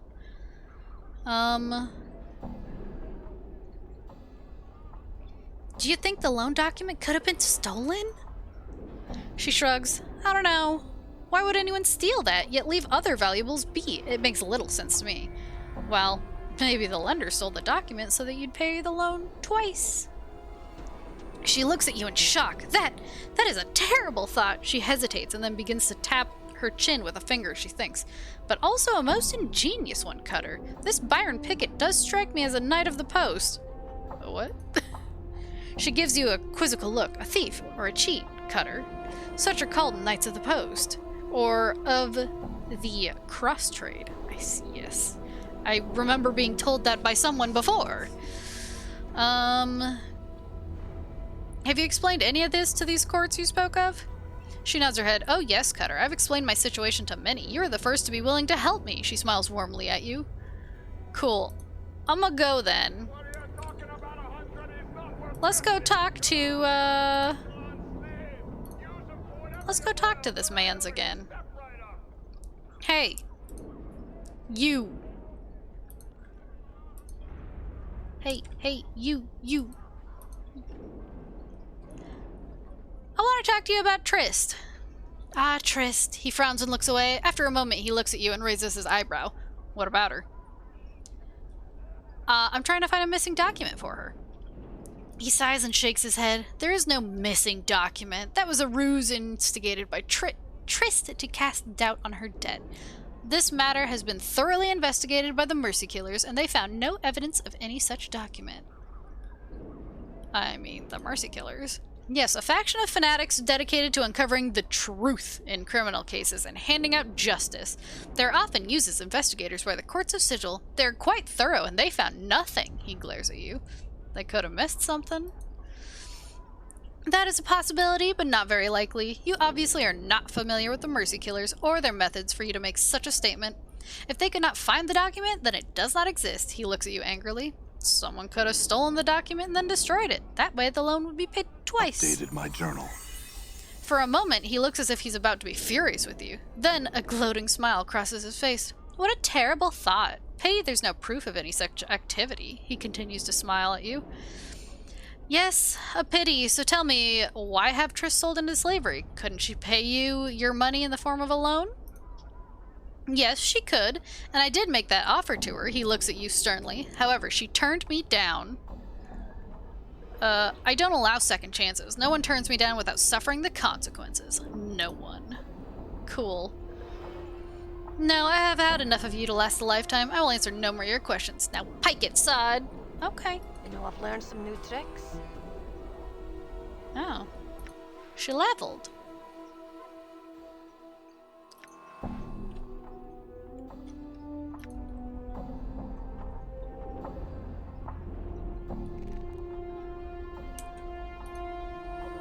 Huh. Hello, Zerb. Was Zerb gonna help me if there was a fight? Don't tell him you're gonna find proof? Okay. I don't think I did. I don't think I told him I was gonna find proof. Marketplace. Oh. A big ol' marketplace? I want to see. Hello? Oh, I just go around. You see an older man with long white hair and weathered yellow skin. He stands tall despite his obvious age. He smiles and gives you a slight bow. Hello. And to you as well, Cutter. How may I serve you? He raises his eyebrows as he awaits your answer. I'm interested in some spells. He nods and glances about the market. Forgive me, Cutter. I only sell magical items. You should talk to Cinder. His stall is over by the furnace, towards the exit. Okay, well then what else you got? Ooh. A bracelet? This bracelet is a variation of the Magus Guard, essentially using the same spells and glyphs as its predecessor, the Magus Shield, or Magus Shield, is better able to focus the energy of the enchantments placed upon it. The Magus Guard. Considered standard equipment for any adventuring mage, bracelets such as these can be found across the plains. Judging by the markings on this particular bracelet, it appears to have been made in a style quite common to sigil. Various glyphs of warding are meticulously carved along the surface of the product, on the surface, producing an almost hypnotic effect when looked at. When worn, this bracelet protects the wearer from normal attacks as if they were wearing scale armor. These are like the AC bracers in Baldur's Gate. I see. The Serpent Ring. The Spider Bracelet. Resistance to all normal attacks, or 25% resistance to all normal attacks. In actuality, this is a living spider, not jewelry. When attached to one's wrist, the spider will sink its fangs into the user's flesh and feed from the host, providing both beneficial and detrimental effects.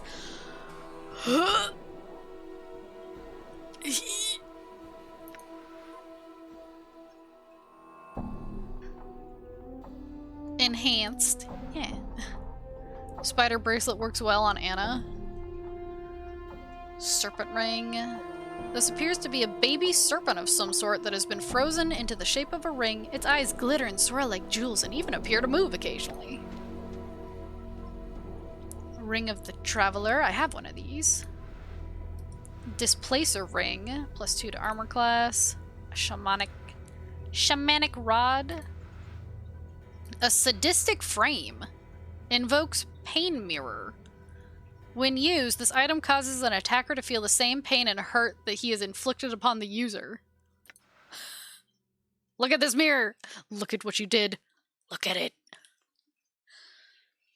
You think I should get this spider bracelet for Anna?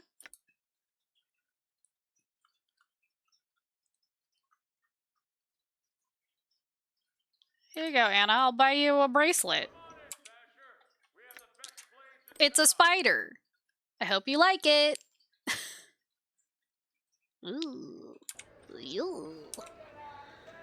Done. Gross. Anze. No, I want... There's someone named Cinder. You! You have magic! Hello. He smiles at you. Greetings, I'm Cinder. I heard about you. Ye be the scarred, clueless fellow that's been going around the wards asking questions. What can I be helping you with? I have some questions. It has intelligence and wisdom penalty, but Anna doesn't need those. I'd be pleased to answer your questions. He narrows his eyes and gives you a sly smile. About the shop and the wares you see here, that is. I'm not no tout. I'm not. I'm interested in spells. He smiles. I think I can help you. Let me show you me wares. Yeah. Scroll of armor. Hell yeah. Armor. Ice knife. Strength. Knock. Blur. Gimme. Ball lightning. Cloak warning. Hold undead. Tasha's unbearable derisive laughter. Cool. Vampiric touch. Confusion. Force missiles. Shroud of shadows. Scroll of remove curse. Ball lightning is very good. Ball lightning. Spheres of electrical force shoot forth and strike your nearest foes. Caster can create up to 4 glowing spheres of lightning when the spell is cast. They're roughly 3 feet in diameter. The damage varies depending on the number of balls created. Sorry. It's what those damn rats were casting on you? Those frickers. Okay, so what is the best thing for me to get? Because I'm getting blur, because love blur. I'll get the ball of lightning. Should I get armor?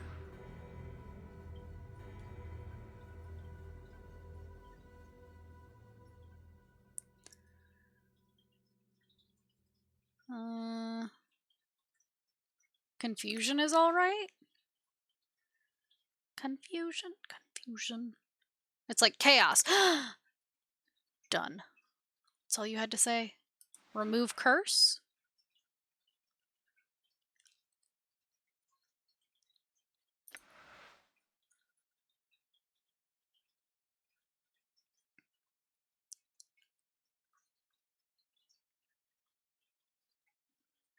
And force missiles is like a better magic missile.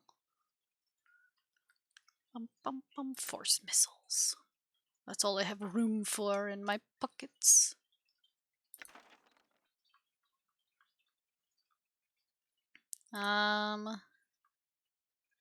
Should I get anything for Dakon? Dakon? Well, I'm broke now, but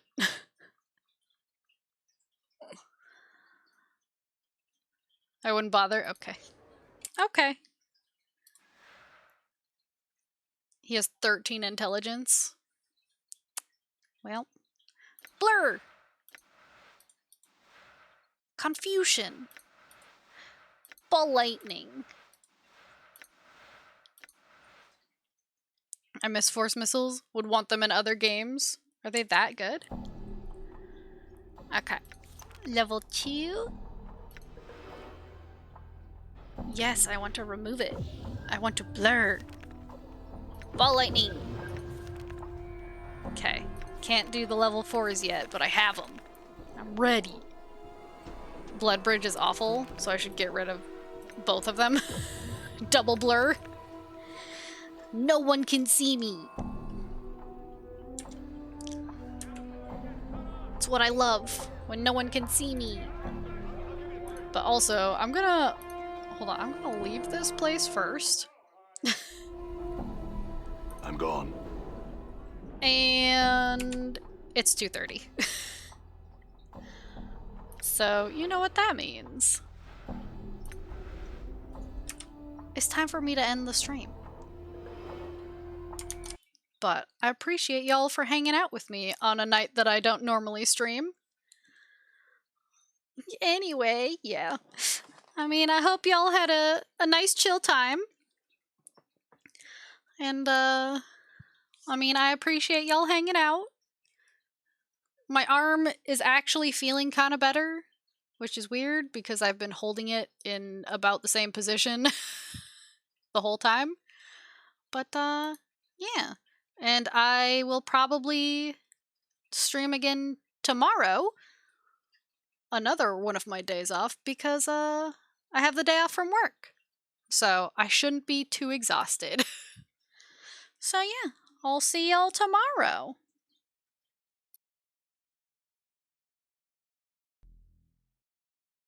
The best way to improve your videos? With music from Epidemic Sound. Get the safest,